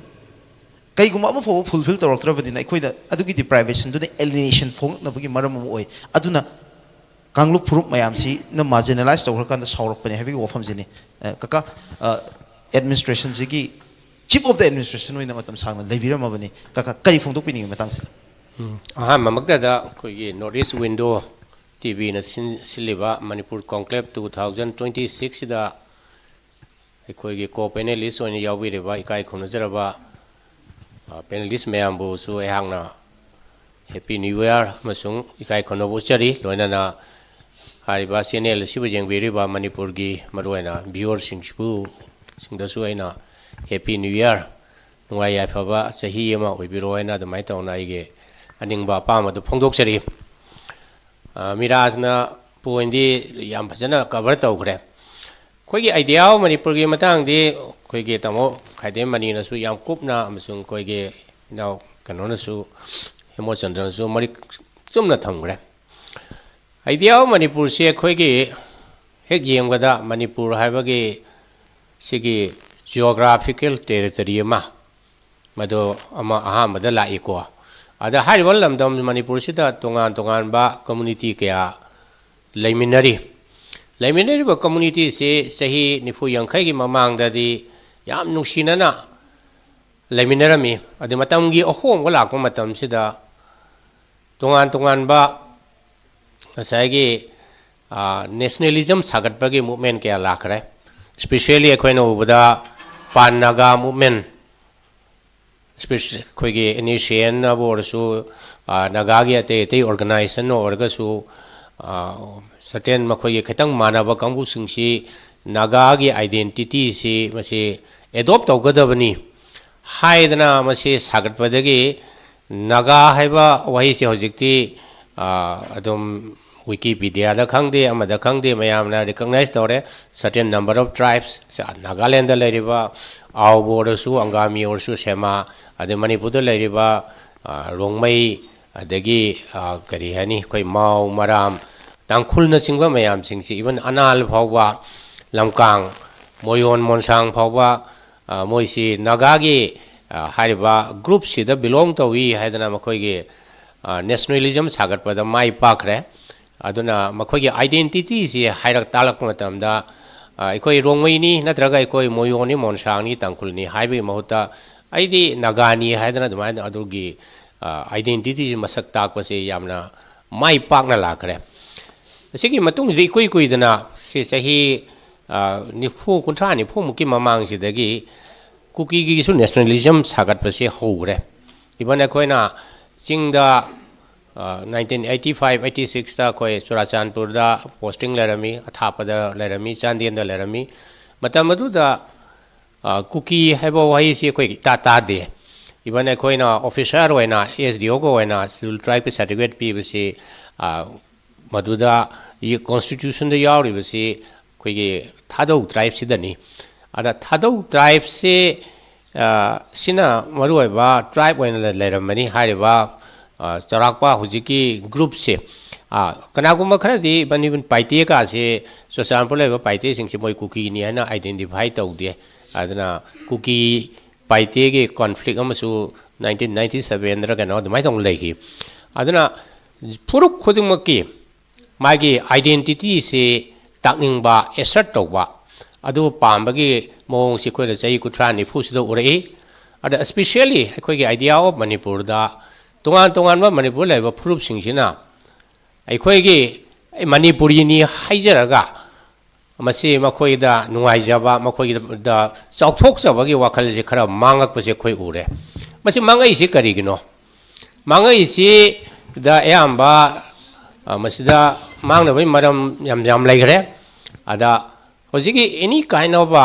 Movement ꯑꯃ ꯁꯥꯒꯠꯄ ꯑꯦꯅꯤ kind of ꯁ꯭ꯄꯦꯁꯤꯌꯦꯜꯂꯤ movement ꯑꯃ ꯇꯧꯕꯗ ꯅꯥꯒꯥꯒꯤꯁꯨ ꯍꯥꯏꯔꯤꯕ ꯌꯨꯅꯤꯇꯤꯁꯤ ꯄꯨꯔꯛꯅꯕ ꯍꯣꯠꯅꯕꯗ ꯅꯥꯒꯥꯒꯤ ꯀꯩꯅꯣ ꯇꯧꯈ꯭ꯔꯦ ꯍꯥꯏꯔꯤꯕ ꯑꯥꯏꯗꯦꯟꯇꯤꯇꯤꯁꯤ ꯄꯨꯊꯣꯛꯈ꯭ꯔꯦ ꯁꯤꯃꯤꯂꯔꯂꯤ ꯑꯩꯈꯣꯏ ꯀꯨꯀꯤꯒꯤꯁꯨ ꯀꯨꯀꯤꯒꯤ ꯃꯨꯚꯃꯦꯟ ꯁꯤ ꯒ꯭ꯔꯨꯞꯅ ꯂꯤꯗ ꯇꯧꯏ ꯒ꯭ꯔꯨꯞꯅ ꯂꯤꯗ ꯇꯧꯔꯛꯄꯁꯤꯒꯤ ꯃꯁꯤꯒꯤ ꯂꯥꯏꯕꯛ ꯊꯤꯕꯗꯤ ꯀꯃꯥꯏꯅ ꯇꯧꯔꯒꯦ ꯍꯥꯏꯕꯗ ꯃꯤꯆꯝ ꯄ꯭ꯔꯖꯥꯁꯤꯡꯗꯤ ꯃꯥꯒꯤ ꯃꯨꯚꯃꯦꯟꯗꯨꯁꯨ ꯌꯥꯎꯕꯁꯨ ꯅꯠꯇꯦ ꯃꯥꯗꯤ ꯗꯦ ꯇꯨ ꯗꯦ ꯂꯥꯏꯐꯇ ꯃꯥꯒꯤ ꯍꯤꯡꯅꯅꯕ ꯂꯥꯏꯚꯂꯤꯍꯨꯗ ꯇꯥꯟꯖꯜ ꯂꯩꯕꯅꯤ ꯑꯗ ꯂꯥꯛꯏꯕ ꯅꯦꯔꯦꯇꯤꯚ ꯈꯨꯗꯤꯡꯃꯛꯁꯤ ꯃꯨꯚꯃꯦꯟ ꯈꯨꯠꯂꯥꯏ ꯄꯥꯏꯕ ꯃꯄꯥꯡꯒꯜ ꯀꯟꯕ ꯀꯥꯡꯕꯨꯗꯨꯅ ꯍꯥꯏꯕꯗꯨꯗ ꯀꯣꯏꯁꯟ ꯇꯧꯕꯁꯨ ꯉꯝꯗꯦ ꯃꯈꯣꯏꯒꯤ ꯚꯣꯏꯁꯇꯨꯅ ꯃꯨꯚꯃꯦꯟꯒꯤ ꯂꯤꯗꯔꯗꯨꯅ ꯍꯥꯏꯕ ꯚꯣꯏꯁꯇꯨꯅ ꯃꯌꯥꯝꯒꯤ ꯃꯨꯚꯃꯦꯟ ꯑꯣꯏꯅ ꯁꯥꯒꯠꯂꯛꯇꯅ ꯑꯗꯨꯃꯥꯏꯅ ꯇꯧꯅ ꯇꯣꯉꯥꯟ ꯇꯣꯉꯥꯟꯕ ꯑꯥꯏꯗꯦꯟꯇꯤꯇꯤ ꯈꯔ कुकी की आइडेंटिटी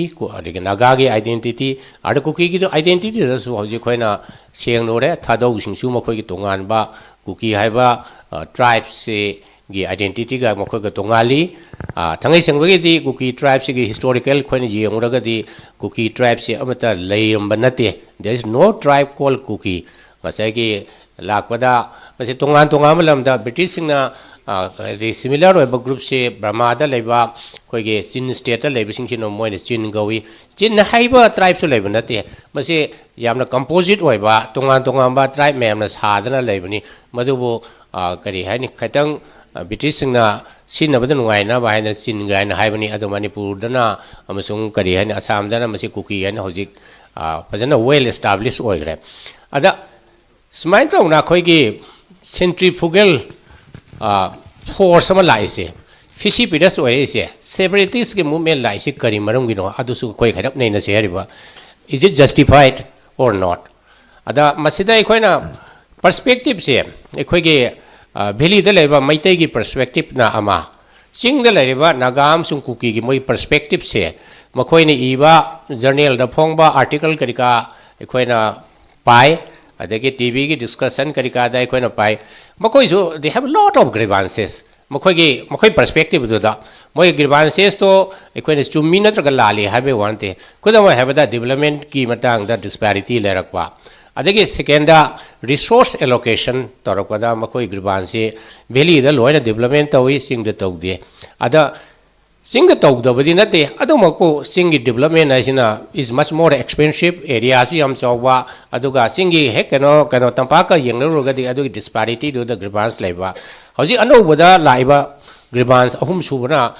पॉलिटिकल रिप्रेजेंटेशन सिगी इशू सिनी मसेगी पावर द लेबसे खोगे स्टेट गवर्नमेंट की चीफ मिनिस्टर होइबा कैबिनेट मिनिस्टर होइबसे मैतैना लोइन कंसंट्रेट तौई अदुना स्टेट के डिसीजन मेकिंग दा स्पेशली कुकी सिंगी रिप्रेजेंटेशन से वाली एन हारिबने मसे लानबर चुम्रा हाइबदुदी खोइ येंग तारे अद एमएलए मसिंग दे येंगुरगदी कुकी की एमएलए तरा ले अदो बेदी cabinet minister including chief minister ट्राइन थोइ लेबदा हौगिबा होजिकी सरकार से लेसे कुकी से मिनिस्टर अनि खक्तनी अदो खोइन परसेंटेज दे येंगगदी अनि दुदगी हेनफमसु थोकपरा हाइने खाली अदना मखोइगी लेरिबा ग्रीवांसेस मैम जे खोइने एड्रेस तौदबा तारगदी हारिबा मखोइगी तोंगान ताबा सेपरेट एडमिनिस्ट्रेशन की मूवमेंट से अदुम चथनर लेगनी कइना हाबदा सेपरेट एडमिनिस्ट्रेशन लागा मखोइगी विजन खरा लेरी सेंट्रल गवर्नमेंट की लाकदबा रिसोर्सेस मैम फाइनेंसेस मैम से डायरेक्टली मोइदा लाकनी मदुना मखोइना सिनबा ngamgani हौजिकती इम्फाल से दा लेरिबा गवर्नमेंट इम्फाल लेबसे मखोइना खाली करिंग मतमदा इवन वहाइबो से नै मैतै की चीफ मिनिस्टर का हाइबा होगी ऑनरेबल चीफ मिनिस्टर से अदना मैतै सेंट्रिक होइबा अदुम चीफ मिनिस्टर नि एखोइ नागा की चीफ मिनिस्टर नागा दे हाइदे कुकी सिंग कोइ कुकी चप मादना ममांग की कांग्रेस गवर्नमेंट के मतम दसु मरोइना नागा कम्युनिटी देगी कांग्रेस के हाने की चीफ मिनिस्टर जो मैतै चीफ मिनिस्टर ना करी हानि मखोइ की इलेक्शन की कमीशन की हाइतारे चीफ इलेक्टोरल ऑफिसर की ऑफिस ता फाइल तौब एफिडेविट तो मदु मोइ एजुकेशन क्वालिफिकेशन से करिनो हैना आई खरा स्क्रीन तौ स्कैन तौ हेरिबा अदा लेबक थीबदी खोइगे स्कैन तौसिदा एमएलए अमदी क्लास 10 भाउदा तमे मै ममिंग दि हाइरोय को अदके मिनिस्टर होइबा अनि मदी खोइ क्लास 12 फक्तनेबा ए हमर क्लास 12 बीए भौ योगदबा एमएलए फ्रेम लेरि हेरिबा को ममिंग दे पंजरो मै मै एक्सपोज तौ हाइनि हेरिबा अदके आया मना बीए ngतनी एमए होइबा खरै यावी अदुना बी क्लास 10 खरका तमक 12 तंग तमक मी दुगी मागी एजुकेशन क्वालिफिकेशन दुना मणिपुर की लेरिबा कॉम्प्लेक्स सिचुएशन अदगे इकोनॉमिक डेवलपमेंट दा माना लेगदब नॉलेज दो मदो लेतबनीना सिगुम इरांग अमा थोलकपदा मखोइजि मतिक चादे हैना अरोय बोइन थमजगे ओके काका अदो काका ना थबिरि बसे याम वैलिडिटी ओइ तोबदबो देयर आर सम इश्यूज काका एकोइ की एको यामना लाइक एरगा चंग के ब्यूरोक्रेट मैम जो याम करप्टेड ओइ यावी अदगी देन एकोइ की अफ्रीका करप्शन के वाना ते आइन हाइरेसे इस इशू से करप्शन की डिस्कशन नते बा हलेरिबा सिचुएशन अमा द हैंडल तौना बा तौबुदु ngamgadra ngamoidra हेम सब अफेयर्स द लेरिबा नंग मिनिस्टर खंगे चीफ मिनिस्टर खंगे competency we are not talking about corruption is entirely different issue okay corruption pusila na adu na khana se ribo main idea de jalan Okay. Okay. I thagachari. Thank you very much. I suji relate to sage. Tamo santa da mung laksage. Tamo santa da mung ai lakning ibu ki maram se hojik nainari bi suji ka kitang relate to ning bodune. Tamo santa ek United Committee Manipur UCM ki Secretary General ai taram nok sage loina na hojik pabu da lakriba anuba prominent personality mayam se taram nok sage sangnai raba social activist tamo Kapur taram nok chari अखोगी all Manipur bar association के हाने के president अखोगी advocate P Tom सामाइटे अयोजा टॉम साबु तराम नोक्सेगे लोइना एडवोकेट अखोई चंद्र कुमार दापी बरेबल तराम नोक्सेरी का खुना बुचरी communist party of India Marxist की अखोई स्टेट सेक्रेटरी काका शांता कैटरिन शांता बुचु तराम नोक्सेरी का खुना बुचरी थागचरी शांता दा इन लाक्चनी बोहंगसी ngasai koi ni sida nei na ki bada yam maru oiba contestation amak lei oza mai bona haibani aikoi naga su naga kha ki exclusive oiba wangang phom thokte chamana na maitei su bangal su kuki su every single community in Manipur see exclusive oiba political interest yum phom oiba wafam sing ngang oi dobani madugi muhuta idea of Manipur yum phom oiba wafam oina ngang ga dobani haibagi wafam sine laise and sigi pochi kitang thugai ra nei na ra pumatam da ai kakana bage sorga aikoi tamo Rajendra ka anina pukhalakwa wafam zidana issues mayam lei ri I high issues makaisi address tawdabanina magi kangluk ki obe wafam mayam ngang na bagi maram atum lei gani deprivation lei marginalization lei akoi within akoi state setup sida lei community mayam in infrastructure ragi horaga in the field of education the healthcare the public benefit mayam da si mayam se phangdabagi atuki deprivation mayam se alienation gi sense ama phawalei adu mogi oiba political aspiration mayam ama laknabagi masitagi maru hunbani habagi ofam ni somehow amu boire issue mayam ama address tawduna ekhoi masen ama to oibagi apun ba kholaw ma lawrk pasi ngamoi habagi ofam ni tamsada kai habini ama mukta jengsen biriba politician mayam dagi activist sing then atai mayam khangai mayam khoi punong pui kai kunaba mandi kurumjari once again a very happy new year ai side gi hai tare ko khoi wakhalon je manabdi amba loi manai ko tawdabu aina khara na ha oiba haigadra aduga entrepreneur amasu oiba ko aduga adui mathakta amu United Committee gumba organization amagi secretary pu hujinene vision je katang khena le mayam ga khena base ai kamai khena no ai thamjage ko khoi gi huji leiriba halaman mayam sina ngasi bauda putharakpa matamda ko khoi gi Manipur gi legacy se putharakpa matamda 2000 year old plus history se khoi maning lom de yoina thigalak podong tawe ba khoi ne kitang mamang lom dong chatninge hai tare maning lom de thigalak hai ba athadi ngasai gi khoi leiminarami khoi sumaina oirambani si oirambani sidagi si thokla ini adom da yam nainare ba khoi ko adubu future da khoi kitang futuristic oina khoi 2050 da khoi Manipur se kari oigadage ngasai gi lojik laiba impact mayam samna habda Manipur da keno se khoi gi kahani nationalism sagat pagi wakhalon se la kanda NSNIM gi issue sina moina naga nationalism je sagat na bonar padagi toan ba furup gi nationalism yam laina sagat pangam grabra hai base sagalak pra hai base yam chaw question ne ba khoi han leiram da ba pot mayam pokle e ba hoje ko masi hoji kuki pokle pangan gi pokle meitai gi manung da meitai pokle salai pokle adui manung da amu sagai pokle yam pokle e ba hoji te ko hoji manung da hoji Meritorious Award pi bada lekai gi club na piram made hendoktana sagai gi Meritorious Award pi club ne go koi sagai je mayam marakta kwai gi best sagai oina ba mirak tin bada koi angang sing na kwai pana ba na tawna ra bane hojik se ko aduna sigi system ji di ngasagi kai hani inner instinct se manung da koi se manung gi wakhalon da koi se Manipuri amani na phawning bi wakhalon se koi da leitre hojik se samna bada paumai su naga ne hainingi then akoi gi hojiki rongmai nagane hainingi then akoi gi kano se mau gi asai gi chinau sing se nagane hainingi ai Manipuri paumai ni haining de ai Manipuri kano ni maram gi ni Manipuri aduni adane haining de even meitei bauda akoi meitei ni haining e bojik se ko meitei ji we do not some of the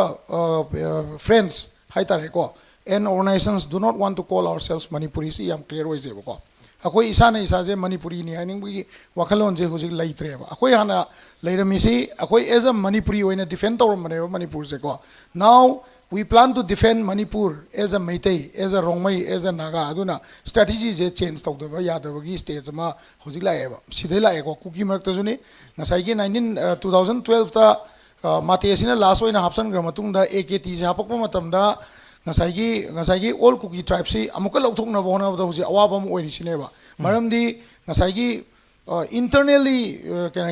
internally born nationalism ama layeba automatically akoina by birth ta yaropna nataba made nationalism hai tare ko maybe because of the number akoi kana hoji abi duaina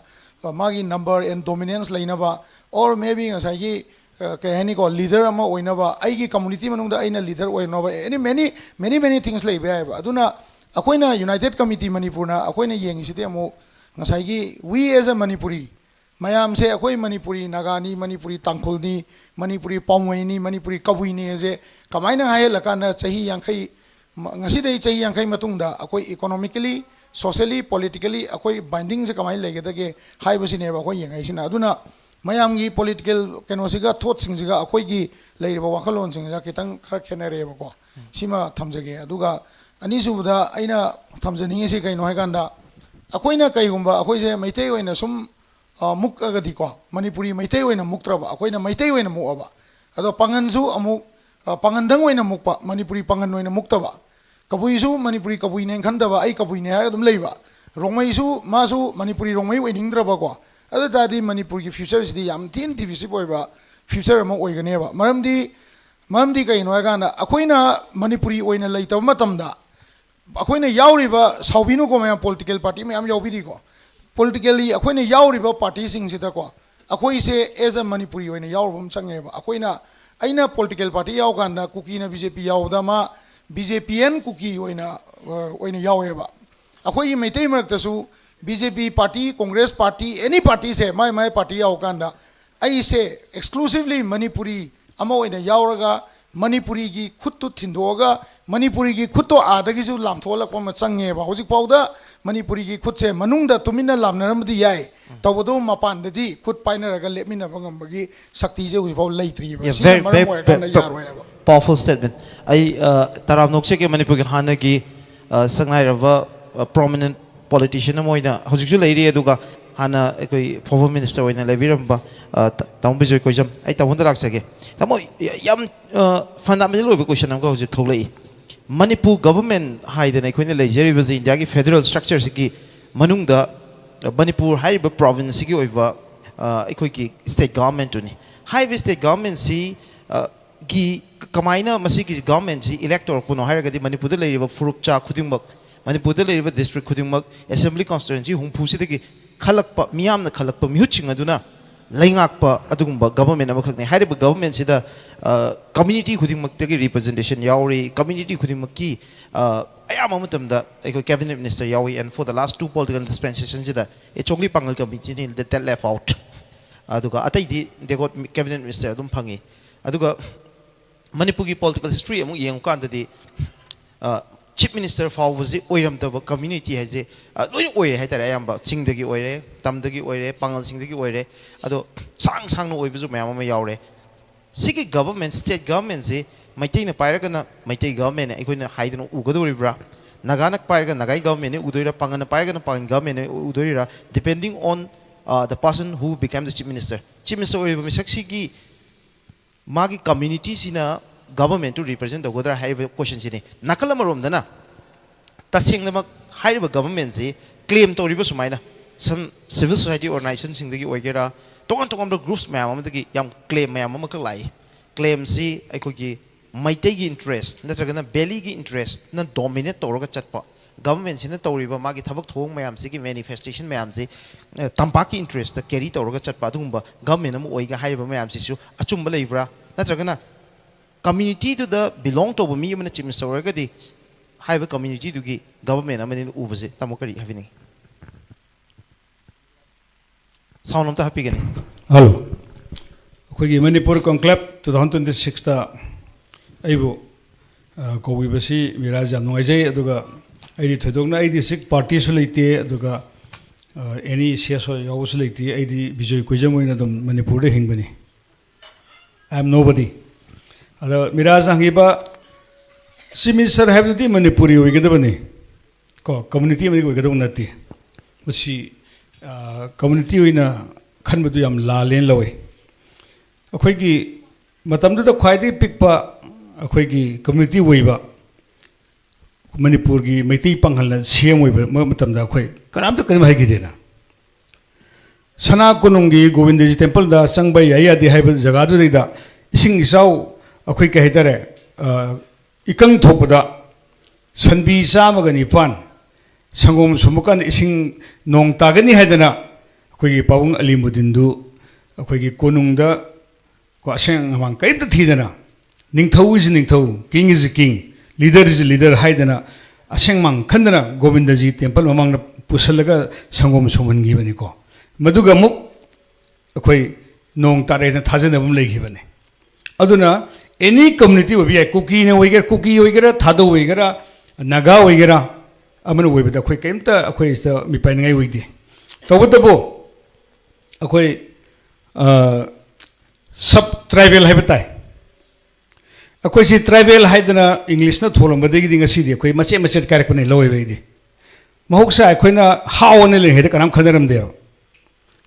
होय लकाई नुंसिनदबगी अदुग मागी खुंदुगी तोंनबगी खनबदि लनबे याय अदुगु मैतेगा हावगा मैतेगे पांगन खनबी वफमसि लरमदेबा मागी मागी community सि अखोइने heli अखोइ समाय तो हम थोय हाइबदगी असुंबा अखोइगी खनसेन मसेन line लवे अदुना अगर थमनिंगदी गसाय अखोइगी इनाव राजेंद्र हाइगिबदा चिंग पीरिबा फैसिलिटी मैम से चिंगी प्रजा सिंगना तमद ताइनबसे तमगी गवर्नमेंट ताइनबा मैती ताइनबसे लाले लोएबा ऐसामक जर्नलिस्ट हेद थेंगनबा मैम यावेको मतमदुगी ट्राइबल वेलफेयर मिनिस्टर ममिंगदी पंजररोय मसिना मखोइगी तोंगानबा मैतै अफेयर्स डिपार्टमेंट है लेतेबको अदुबु ट्राइबल वेलफेयर डिपार्टमेंट है तोंगानों खाइदो थमिबनेबा मसिदा ट्राइबल सिंगदा हाउसिंगदा पीननबा अखोइगी जिंगदगी होरगा अखोइगी राइस खोइ तकनबा एवरीथिंग ए टू जेड पीरिबने को लिक लोइ पीरिबने को ओबीसी का सिंगना लाकपनी कुइद्रिको अदु हाइबो पोसे तो पीदर लाबनेबा हाइबसिंग मैम से जिंगसे ट्राइबल वेलफेयर की डिपार्टमेंट की ऑफिसर खरगा मानरगा नसाइगी मागी कंसर्न एमएलए सिंग मदुना मागी मी मैम लोई हपसलनी अदु मोगी लीडर की ममिंग लोई इशू तोक्थोनी इम्फाल लोई योंथोमनी मागी बेनिफिशियरी दा 30% फंगनी को अदु रेस्ट अखोगी एमएलए ने मागी सीलिबदुने अदुना लोइबे एन्जॉय तोक्थोपं हाक्दनेबा पोतु फंगद्रगदी पीरिबा खोइदा ताइनबा ताबनेबा आइगी बाबाने ओंदल लुपा 10 पीबसे अखोइ माने लुपा 5 खफोर 5 पीतादे अखोइ बाबादा सावने एंगो 10 दंग पीएना जस्ट लाइक दैट अदुना सिंगी एमएलए लीडर सिंगसे मसी नंबर 1 मखोइदा हाना अखोइना पारा अमा तमिबो थौताई मैतैदा तंबिदनेदा मैतैदा हाइदनेदा मोइ मसा मसागी मोइ थागलेबा एमएलए सिंगदो लीडर सिंगदो मदुदा हाना ताइनगदमनेबा मैतैदा ताइनदो नतेबा मैतैदा एज होल अखोई मणिपुर इन खल्लेबा ngasi phawda aina sisu haijage naga isilinauna manipur kaibiyaro haidri bus phawda karigi haidabonoba manipur boy lektabra ba kuki dudi tongale kuki du ade lakpane arapane moidi gyan ta bajana tieba aduna moine ngangi base aidi lale adura akoi singi sinau singna tribal हाइदी नागा हाइगेरा अमा हाइगेरा मसिना मणिपुरनी हारबा Manipuri दबत HYBE कांदा खोइसे इन तंगदुलिता बो परकनेबा the cookie हाइबसिदी मयामना पंगांगांग बनि cookie हाइबदो मणिपुरदे लेरमदे 1965 60 अदवाइदा अखोइगी सनसंगी पावुंग करी शरद मसामक्ता को लमदुगी SDC ने इरबसी लेयबको मोइसे केनो 65 तोरगनि खले मखोइसी खोइगी कैनोनी मखोइ मतें खर पांगबि हन इरपलै अदुगा ससातगी एसडी ओदसु एसडी इरपलैयेबा ꯑꯗꯨ ꯃꯁꯥꯅ ꯑꯗꯨꯝ ꯈꯪꯂꯩꯔꯕꯅꯦꯕ ꯑꯗ ꯑꯩꯈꯣꯏ ꯃꯁꯤꯗ ꯑꯩꯈꯣꯏꯅ ꯑꯗꯨꯅꯤ ꯑꯗꯥꯅꯤ ꯈꯟꯅꯕꯒꯤ ꯃꯊꯧ ꯇꯥꯗꯦꯅ ꯈꯜꯂꯤ ꯑꯗꯨꯅ ꯑꯩꯈꯣꯏ ꯄꯨꯝꯅꯃꯛꯁꯦ ट्राइबल है तोगको अखोई हाउनी अखोई अमतनी नागाने है तोथोब नागासी कोना लाप नागा है लेरमदे Manipur there was no Naga I can tell you very frankly Naga से कोना लापने अखोई मसेन सब ट्राइब सब नागा सब कुकी मैम से कनानो है भारत सरकार सिना इंडिया अखोई ब्रिटिश की मतौ तमगा मखोई ब्रिटिश की वखल पुरकान अखोई मचेन मचेन थुगाइनब है नॉर्थ ईस्ट से याम साथीब लमनी एक्सेप्ट आसाम नतना अखोई से मैम से लाना फानबद अखोई यामना वाब सेनब वाब अदुंब स्टेट ngaktanina मखोई असे स्पेशली मणिपुर हाइब लम से लाना फानबद याम वाब अदुंब लम अमु ओइबनिना मखोई से मखोई मरक्ता मचेन मचेन थुगारकान अखोई यूनिटी से दिस यूनिटी ओइनब Okay, okay now. Thank you very much. A very powerful statement. I matang si kay the Ottawa zendong laksage. Ay tamo Birendra Senate journalist show election bire. Ay oza zenda ahan oteng lakcharam ke. Media ki matang zini. Ay kuna idea of Manipur ki ay na mi kara pick out torga thamjari base waro bigano. How in the way forward adu the ngang na baitam magtani ay na khando thamjabani madu adi issue se kitang hana digest or matung the way forward the ngang bada khari na naga doba ikai khumna zara panelist sing do ay na kitang thamjabani ay no oza da laksaning base oza we have been questioning the government political parties ma'am se koi media na tatna dum lepalitena dum question tawraga lai ngasi fawda whereas idea of Manipur ki wafam sida ikoina state administration ki magi loopholes maya moida level challenges sing natraga na moigi accountability maya ikoi fix tawdo bo honari political party ki government ki mayam se ikoi even civil society luchung basing do bogi question tawri but hojikti yam engaging oiba media form of new media lakpatagi the digital electronic media se lakpatagi lakre Manipur da and again Manipur se jo maka media se phajana flourish tawba viewership yang wang mafom oiza सिकिसिदा नुमित खुदिंगी opinion ma'am अखोइना create तौरिबा media panels ma'am थोला कांदा media द frame तौरिबा topic ma'am मसिदा डिस्कस तौरिबा मैम सिना अखोगी अपुनबा आइडिया ऑफ मणिपुर की ओइबा पब्लिक ओपिनियन में क्रिएट तौबा ngambra और रादर नत्रगना अपुनबा आइडिया ऑफ मणिपुर क्रिएट अदुगी अखोगी कलेक्टिव ओपिनियन में क्रिएट तौबगी मुहुता हेना थुगाइबा हाइबा तारे मचेत तानाबा सेक्टरियन ओइबा एक्सक्लूसिव ओइबा अदुगु मैम अमा न हेना powerful ओइना assert tawgi situation to ubra oza kamai yingbi basi objectively thank you miras mayam punamakta akhoi anuba chahi 2026 lakpagi yaifa pausel pizza bagal loina na ada mapam sta lengsin biriba ikai khumna zaraba akhoi aina yan koine tagi sauna loina duna tinaduna laklaba punampu han mamukta da ikai khumna utsari हौजिक मिराजना हाइबिरिबो वाफमदु कैनोनी चमी खानाबदा याम थिना मटिक चाबो वाफमने अखोइगी मीडियाना आइडिया ऑफ मणिपुर हाइबसलेसदा कयामुक यामना अखोइना कैनो तौबु ngambage मसी अखोइ मणिपुरदा हिंगमिनरिबा लाइमिनरिबा तोंगान तोंगानबा कांगलुप मयाम से कांगलुप से अखोइना से कनागुम खरनदि अखोइ 35 कम्युनिटीज नि अमुहाई अदुगा अमुकना 36 ने high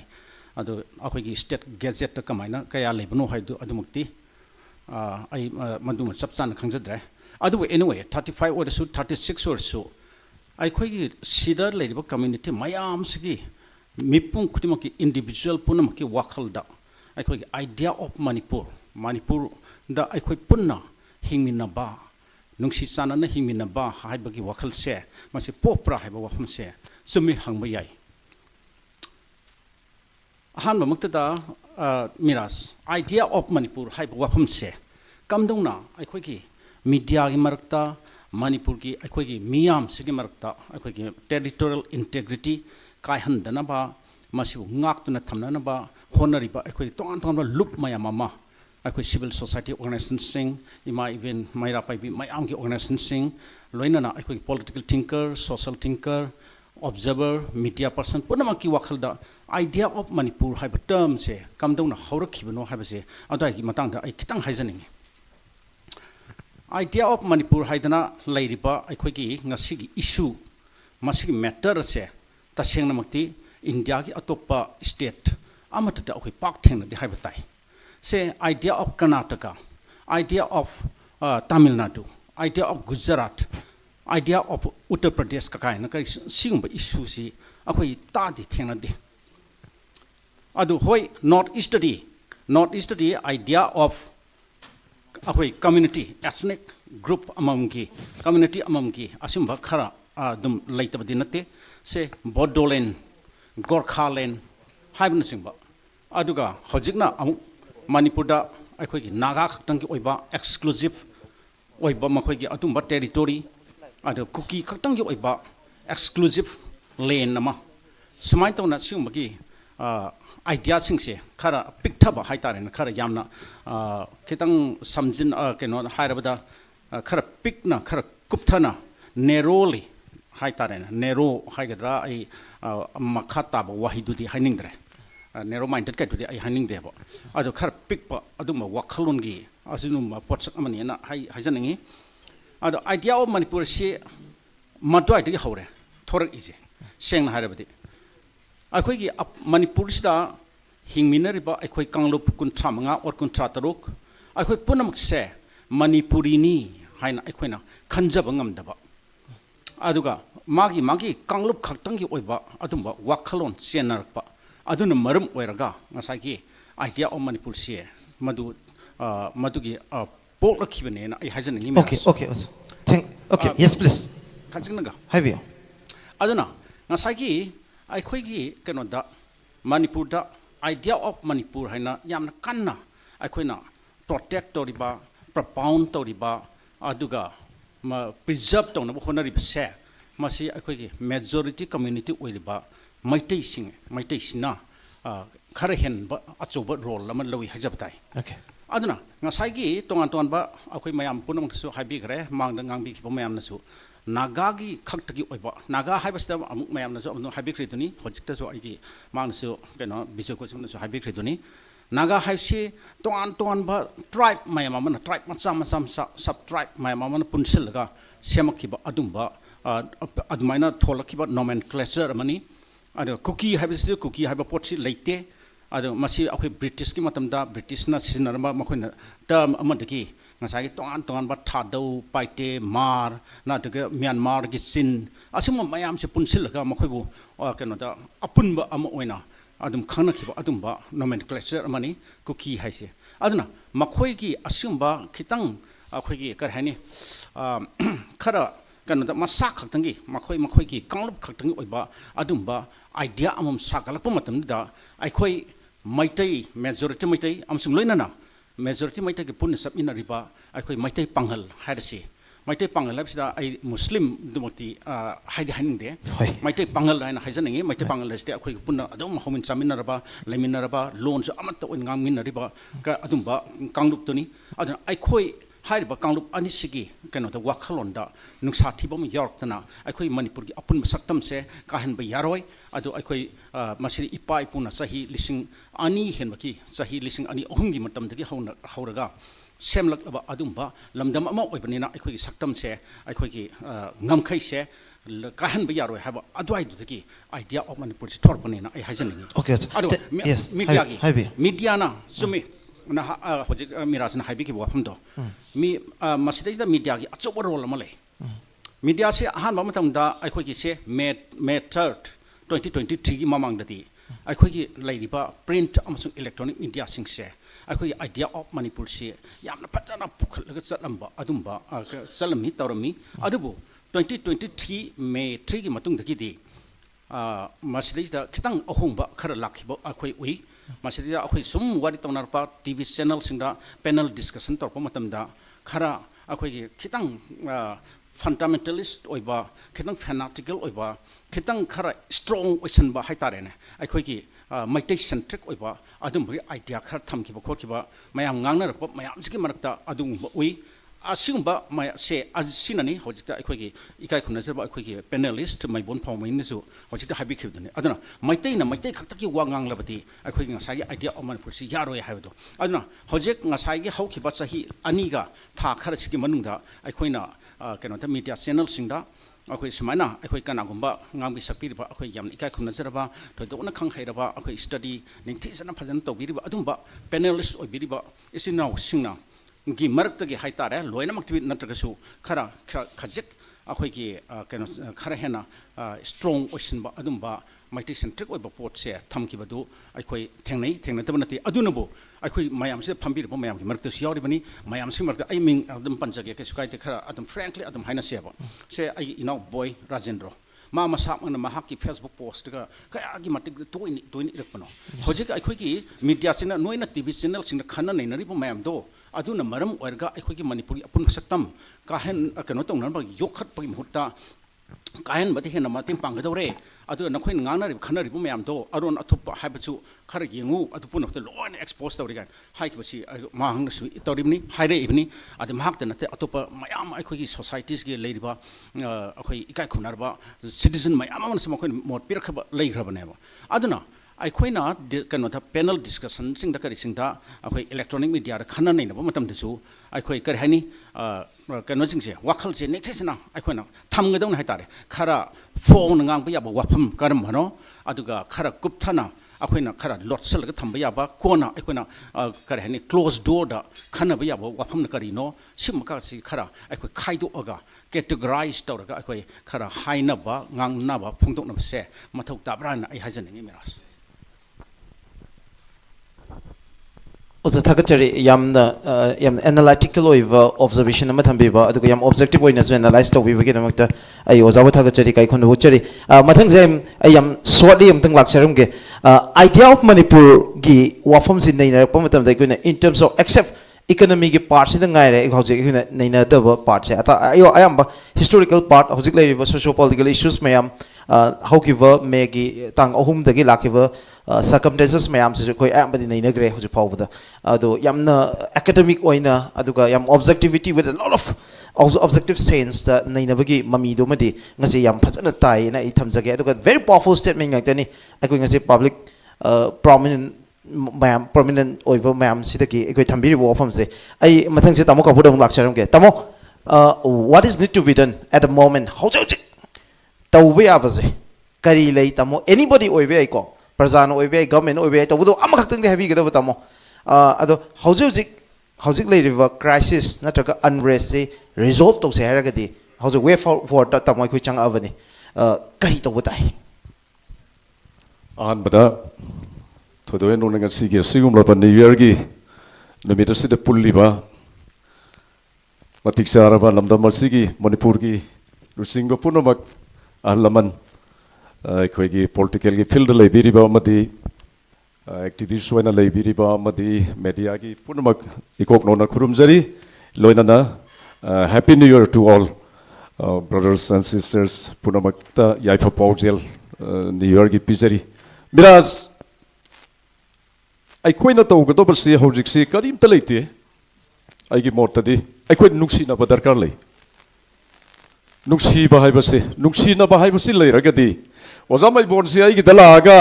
aina ozamai bon kang choira ka amet para kaino hekta cha kharsi haibasi aina nuksi nara kanda haiba ngamgadaban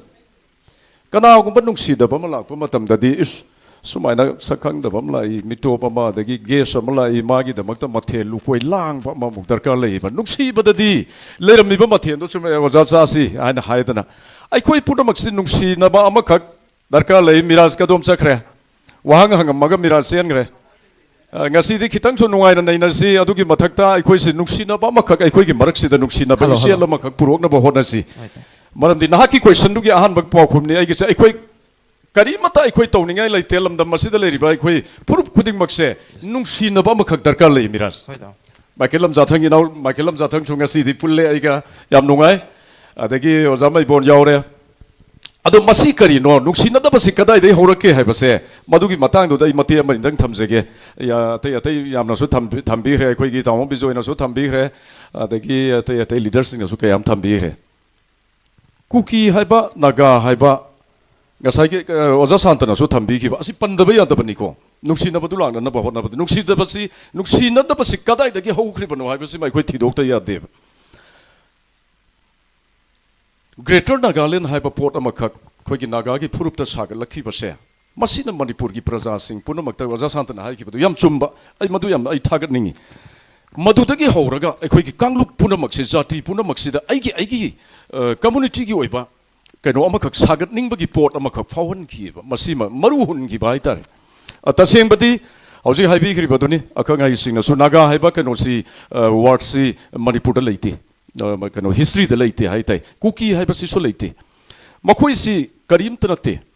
ꯀꯔꯤꯗꯒꯤ ꯊꯣꯟꯈꯤꯕꯅꯣ Naga ꯍꯥꯏꯕꯁꯦ ꯀꯔꯤꯗꯒꯤ ꯀꯨꯀꯤ ꯊꯣꯟꯈꯤꯕꯅꯣ ꯑꯩ ꯁꯝꯂꯞꯅ ꯍꯥꯏꯖꯒꯦ ꯀꯥꯡꯂꯨꯞ ꯃꯆꯥ ꯃꯆꯥꯁꯤꯡꯅ ꯂꯩꯔꯤꯕ ꯑꯩꯈꯣꯏꯒꯤ ꯀꯥꯡꯂꯨꯞ ꯃꯆꯥ ꯃꯆꯥꯁꯤꯡ ꯅꯥꯒꯥꯒꯤ ꯐꯦꯃꯤꯂꯤꯗ ꯆꯜꯂꯦ ꯍꯥꯏꯔꯤꯕ ꯃꯌꯥꯝ ꯑꯃ ꯂꯩꯔꯤ ꯀꯨꯀꯤ ꯐꯦꯃꯤꯂꯤꯗ ꯆꯜꯂꯦ ꯍꯥꯏꯕ ꯃꯌꯥꯝ ꯑꯃ ꯂꯩꯔꯤ ꯃꯈꯣꯏꯅ ꯑꯌꯥꯝꯕ ꯌꯦꯡꯊꯤꯔꯒ ꯁꯨꯝ ꯂꯥꯛꯄꯁꯦ ꯑꯩꯈꯣꯏ ꯃꯩꯇꯩ ꯀꯝꯃꯨꯅꯤꯇꯤꯁꯤꯗ ꯁꯨꯝ ꯂꯥꯛꯑꯦꯕ ꯀꯔꯤꯗꯒꯤꯅꯣ ꯃꯩꯇꯩꯅ ꯃꯈꯣꯏꯒꯤ ꯆꯥꯛꯊꯨꯡ ꯍꯥꯏꯗꯤ ꯁꯤꯠ ꯈꯔ ꯌꯥꯝꯃꯤ ꯑꯗꯨ ꯇꯧꯋꯦꯅ ꯆꯥꯛꯊꯨꯡꯁꯦ ꯁꯨꯝ ꯃꯠꯂꯤ ꯀꯨꯀꯤꯒꯤ ꯆꯥꯛꯊꯨꯡ ꯃꯩꯇꯩꯅ ꯃꯠꯂꯤ ꯍꯥꯏꯕ ꯅꯥꯒꯥꯒꯤ ꯆꯥꯛꯊꯨꯡ ꯃꯈꯣꯏꯒꯤ ꯁꯤꯌꯔꯁꯤ ꯃꯩꯇꯩꯅ ꯃꯨꯠꯂꯦ ꯍꯥꯏꯕꯁꯤ ꯃꯁꯤꯃꯈꯛ ꯃꯁꯤꯒꯤ ꯃꯤꯁꯀꯟꯁꯦꯞ ꯍꯥꯏꯕ ꯇꯥꯏ ꯃꯁꯤꯒꯤ ꯀꯩꯅꯣꯁꯦ ꯃꯁꯤꯃꯇꯪ ꯊꯥꯗꯣꯛꯍꯟꯅꯤꯡꯉꯤ ꯃꯔꯝꯗꯤ ꯀꯔꯤꯒꯤꯅꯣ ꯉꯁꯤ ꯐꯥꯎꯕꯗ ꯃꯩꯇꯩ ꯍꯥꯏꯕ ꯃꯩꯇꯩꯁꯤꯅꯅꯦ ꯑꯩꯈꯣꯏꯒꯤ ꯅꯨꯡꯁꯤꯔꯕ ꯑꯩꯈꯣꯏꯒꯤ ꯀꯝꯃꯨꯅꯤꯇꯤ ꯂꯩꯔꯤꯕ ꯃꯌꯥꯝꯁꯤꯒꯤ ꯇ꯭ꯔꯥꯏꯕꯦꯜ ꯏꯆꯤꯜ ꯏꯅꯥꯎꯁꯤꯡ ꯑꯣꯏꯁꯅꯨ ꯃꯨꯁꯂꯤꯝ ꯀꯔꯤꯒꯨꯝꯕ ꯃꯈꯣꯏꯒꯤ ꯁꯤꯌꯥꯔ ꯑꯝꯇ ꯃꯠꯄ ꯂꯩꯇꯦꯕ ꯃꯈꯣꯏꯒꯤ ꯁꯤꯌꯥꯔꯗꯤ ꯉꯁꯥꯏ ꯍꯥꯏꯈꯤꯕꯗꯣ ꯀꯅꯥꯅꯣ ꯉꯁꯥꯏ ꯇꯥꯃꯣ ꯕꯤꯖꯣꯏꯅꯔ ꯀꯩꯅꯣꯝ ꯄꯟꯕꯤꯈꯤꯕꯗ ꯆꯨꯔꯆꯥꯟꯄꯨꯔꯗ ꯅꯠꯇ꯭ꯔꯒꯅ ꯏꯝꯐꯥꯜ ꯃꯌꯣꯟꯗ ꯂꯩꯔꯤꯕ ꯄꯩꯁꯥ ꯄꯥꯏꯕ ꯂꯩꯔꯤꯕ ꯕ꯭ꯌꯨꯔꯣꯀ꯭ꯔꯦꯠ ꯑꯣꯐꯤꯁꯔꯁꯤꯡ ꯃꯈꯣꯏ ꯂꯩꯔꯤꯕꯁꯤꯡꯁꯤ ꯃꯈꯣꯏꯅ ꯀꯨꯀꯤꯒꯤ ꯆꯥꯛꯊꯨꯡꯁꯤ ꯃꯈꯣꯏꯅ ꯃꯠꯂꯦꯕ ꯀꯨꯀꯤ ꯑꯣꯐꯤꯁꯔꯁꯤꯡꯅ ꯔꯤꯃꯣꯠ ꯑꯦꯔꯤꯌꯥꯗ ꯄꯤꯒꯗꯕ ꯃꯈꯣꯏꯒꯤ ꯌꯨꯝꯒꯤ ꯀꯟꯁꯇ꯭ꯔꯛꯁꯟ ꯈꯪꯗꯦ ꯑꯦꯅꯤ ꯚꯤꯂꯦꯖ ꯗꯤꯕꯂꯞꯃꯦꯟ ꯈꯪꯗꯦ ꯍꯣꯁꯄꯤꯇꯥꯜ ꯈꯪꯗꯦ ꯁ꯭ꯀꯨꯜ ꯈꯪꯗꯦ ꯄꯤꯒꯗꯕꯁꯤꯡꯁꯦ ꯃꯈꯣꯏꯒꯤ ꯀꯩꯅꯣꯗ ꯁꯤꯇꯤ ꯑꯦꯔꯤꯌꯥꯗ ꯂꯩꯔꯤꯕ ꯃꯈꯣꯏꯒꯤ ꯂꯤꯗꯔꯁꯤꯡꯁꯤꯅꯁꯨ ꯃꯠꯂꯦꯕ Okay, tama. ꯌꯧꯍꯟꯗꯦꯕ Yes. ꯃꯔꯝꯗꯤ ꯀꯔꯤꯒꯤꯅꯣ ꯍꯥꯏꯕꯗꯅꯦ ꯃꯤꯔꯥꯖ ꯑꯩꯅ ꯀꯣꯏꯅ ꯆꯠꯆꯔꯛꯄ ꯃꯇꯝꯗ ꯔꯤꯃꯣꯠ ꯑꯦꯔꯤꯌꯥꯗ ꯆꯠꯆꯔꯛꯄ ꯃꯇꯝꯗ ꯏꯅꯧ ꯃꯥꯏꯀꯦꯜ ꯂꯝꯖꯥꯊꯪ ꯈꯪꯒꯅꯦꯕ ꯁꯥꯏꯀꯣ ꯃꯅꯨꯡꯗ ꯂꯩꯔꯤꯕ ꯍꯦꯡꯂꯦꯞ ꯀꯦꯟꯗ꯭ꯔꯗꯨꯗ ꯆꯠꯄ ꯃꯇꯝꯗ ꯃꯈꯣꯏꯒꯤ ꯀꯦꯟꯗ꯭ꯔꯒꯤ ꯁꯤꯇꯤꯖꯟꯁꯤꯡꯗꯨꯅ ꯍꯨ ꯏꯁ ꯗꯤꯌꯔ MLAs ꯍꯨ ꯏꯁ ꯗꯤꯌꯔ ꯂꯤꯗꯔꯁ ꯈꯪꯗꯦꯕ ꯃꯔꯝꯗꯤ ꯌꯧꯗꯦꯕ ꯃꯐꯝꯗꯨꯗ ꯕꯣꯠ ꯈꯣꯝꯕꯗ ꯅꯣꯡꯃꯩ ꯄꯥꯏꯕ ꯒ꯭ꯔꯨꯞ ꯈꯔ ꯊꯥꯔꯒ ꯅꯤꯡꯊꯧꯗꯨ ꯀꯤꯍꯜꯂꯒ ꯕꯣꯠ ꯈꯣꯝ ꯑꯣꯏꯅ ꯑꯗꯨꯝ ꯍꯥꯏꯅ ꯃꯈꯣꯏꯒꯤ ꯍꯛꯇꯤ ꯃꯈꯣꯏꯅ ꯃꯠꯄꯅꯦ ꯑꯗꯨꯅ ꯑꯩꯅ ꯁꯤꯗ ꯄꯟꯖꯅꯤꯡꯉꯤꯁꯦ Tama ko yung tang joke. Tampaki di ka na naman lito mo dito. ها Tampaki na ka na naman kaya ba? ꯑꯁꯤꯅꯦ ꯑꯁꯤꯁꯨ Natraga ng tampaki sila. Oy na miyam da phang do po sila. Oy shuna phang yan kan biber ka. ꯇꯝꯄꯥꯛꯀꯤꯁꯨ ꯑꯩꯈꯣꯏ political ꯂꯤꯗꯔꯁꯤꯡꯅ ꯃꯠꯂꯤ Okay. ꯑꯗꯨ ꯃꯇꯥꯡꯗꯨ ꯂꯥꯛꯆꯒꯦ ꯍꯣꯏ ꯇꯥꯃꯣ. ꯑꯗꯣ ꯑꯁꯤ ꯀꯨꯀꯤ ꯅꯥꯒꯥꯒꯤ ꯄꯣꯠꯁꯦ ꯃꯁꯤ ꯌꯥꯝ ꯆꯥꯎꯕ ꯀꯩꯅꯣ ꯑꯃꯈꯛ ꯃꯅꯤꯄꯨꯔꯒꯤ ꯅꯨꯡꯁꯤꯅꯗꯕ ꯃꯔꯛꯁꯦ ꯃꯁꯤꯗꯒꯤ ꯍꯧꯔꯛꯄ ꯄꯣꯠ ꯑꯃꯈꯛ ꯂꯩꯌꯦꯕꯀꯣ ꯉꯁꯤꯗꯤ ꯌꯥꯝ ꯅꯨꯡꯉꯥꯏꯕ ꯑꯃꯅ ꯑꯩ ꯏꯅꯥꯎ ꯂꯝꯖꯥꯊꯪ ꯊꯦꯡꯅꯕꯁꯦ ꯑꯩ ꯃꯃꯥꯡꯗꯁꯨ ꯃꯥꯒꯤ ꯃꯔꯝꯗꯁꯨ ꯑꯩ ꯑꯁꯨꯝꯕ ꯃꯦꯗꯤꯌꯥꯗ ꯉꯥꯡꯈꯤꯕ ꯂꯩꯕꯅꯤ ꯑꯦ ꯒꯨꯗ ꯂꯤꯗꯔ ꯀꯣ ꯑꯗꯨ ꯉꯥꯡꯅꯤꯡꯕ ꯈꯔ ꯂꯩꯌꯦꯕꯀꯣ ꯑꯗꯨꯅ ꯑꯁꯨꯝ ꯍꯥꯏꯅ ꯅꯥꯒꯥ ꯀꯔꯝꯍꯥꯏꯅ ꯊꯣꯟꯈꯤ ꯃꯩꯇꯩꯁꯤ ꯅꯝꯊꯅꯕ ꯍꯣꯠꯅꯔꯛꯄ ꯃꯇꯝꯗ ꯑꯗꯨꯗꯤ ꯀꯩꯅꯣ ꯈꯛꯇꯅꯗꯤ ꯌꯥꯔꯣꯏ ꯀꯕꯨꯏ ꯈꯛꯇꯅ ꯅꯝꯊꯕꯗꯤ ꯑꯩꯁꯤ ꯁꯦꯡꯅ ꯍꯥꯏꯖꯕꯩ ꯋꯥꯅꯤꯀꯣ ꯅꯨꯡꯁꯤꯅꯗꯕꯒꯤ ꯅꯠꯇꯦ ꯀꯕꯨꯏꯕꯨ ꯑꯩ ꯌꯥꯝ ꯅꯨꯡꯁꯤ ꯊꯃꯣꯏ ꯁꯦꯡꯅ ꯅꯨꯡꯁꯤ ꯀꯕꯨꯏ ꯐꯦꯃꯤꯂꯤꯁ ꯇꯥꯡꯈꯨꯜ ꯐꯦꯃꯤꯂꯤꯁ ꯑꯗꯒꯤ ꯑꯩꯈꯣꯏꯒꯤ ꯃꯔꯥꯝ ꯃꯥꯎ ꯂꯩꯔꯤꯕ ꯄꯨꯝꯅꯃꯛꯁꯦ ꯑꯥꯏ ꯔꯤꯌꯦꯜꯂꯤ ꯂꯚ ꯑꯩ ꯏꯆꯤꯜ ꯏꯅꯥꯎ ꯄꯣꯛꯃꯤꯟꯅꯕ ꯑꯃꯗꯧꯅ ꯅꯨꯡꯁꯤꯌꯦꯕ ꯊꯥꯗꯧ ꯐꯦꯃꯤꯂꯤꯁ ꯂꯩꯔꯤꯕꯁꯤꯡꯁꯦ ꯀꯔꯤꯒꯤꯗꯃꯛꯇ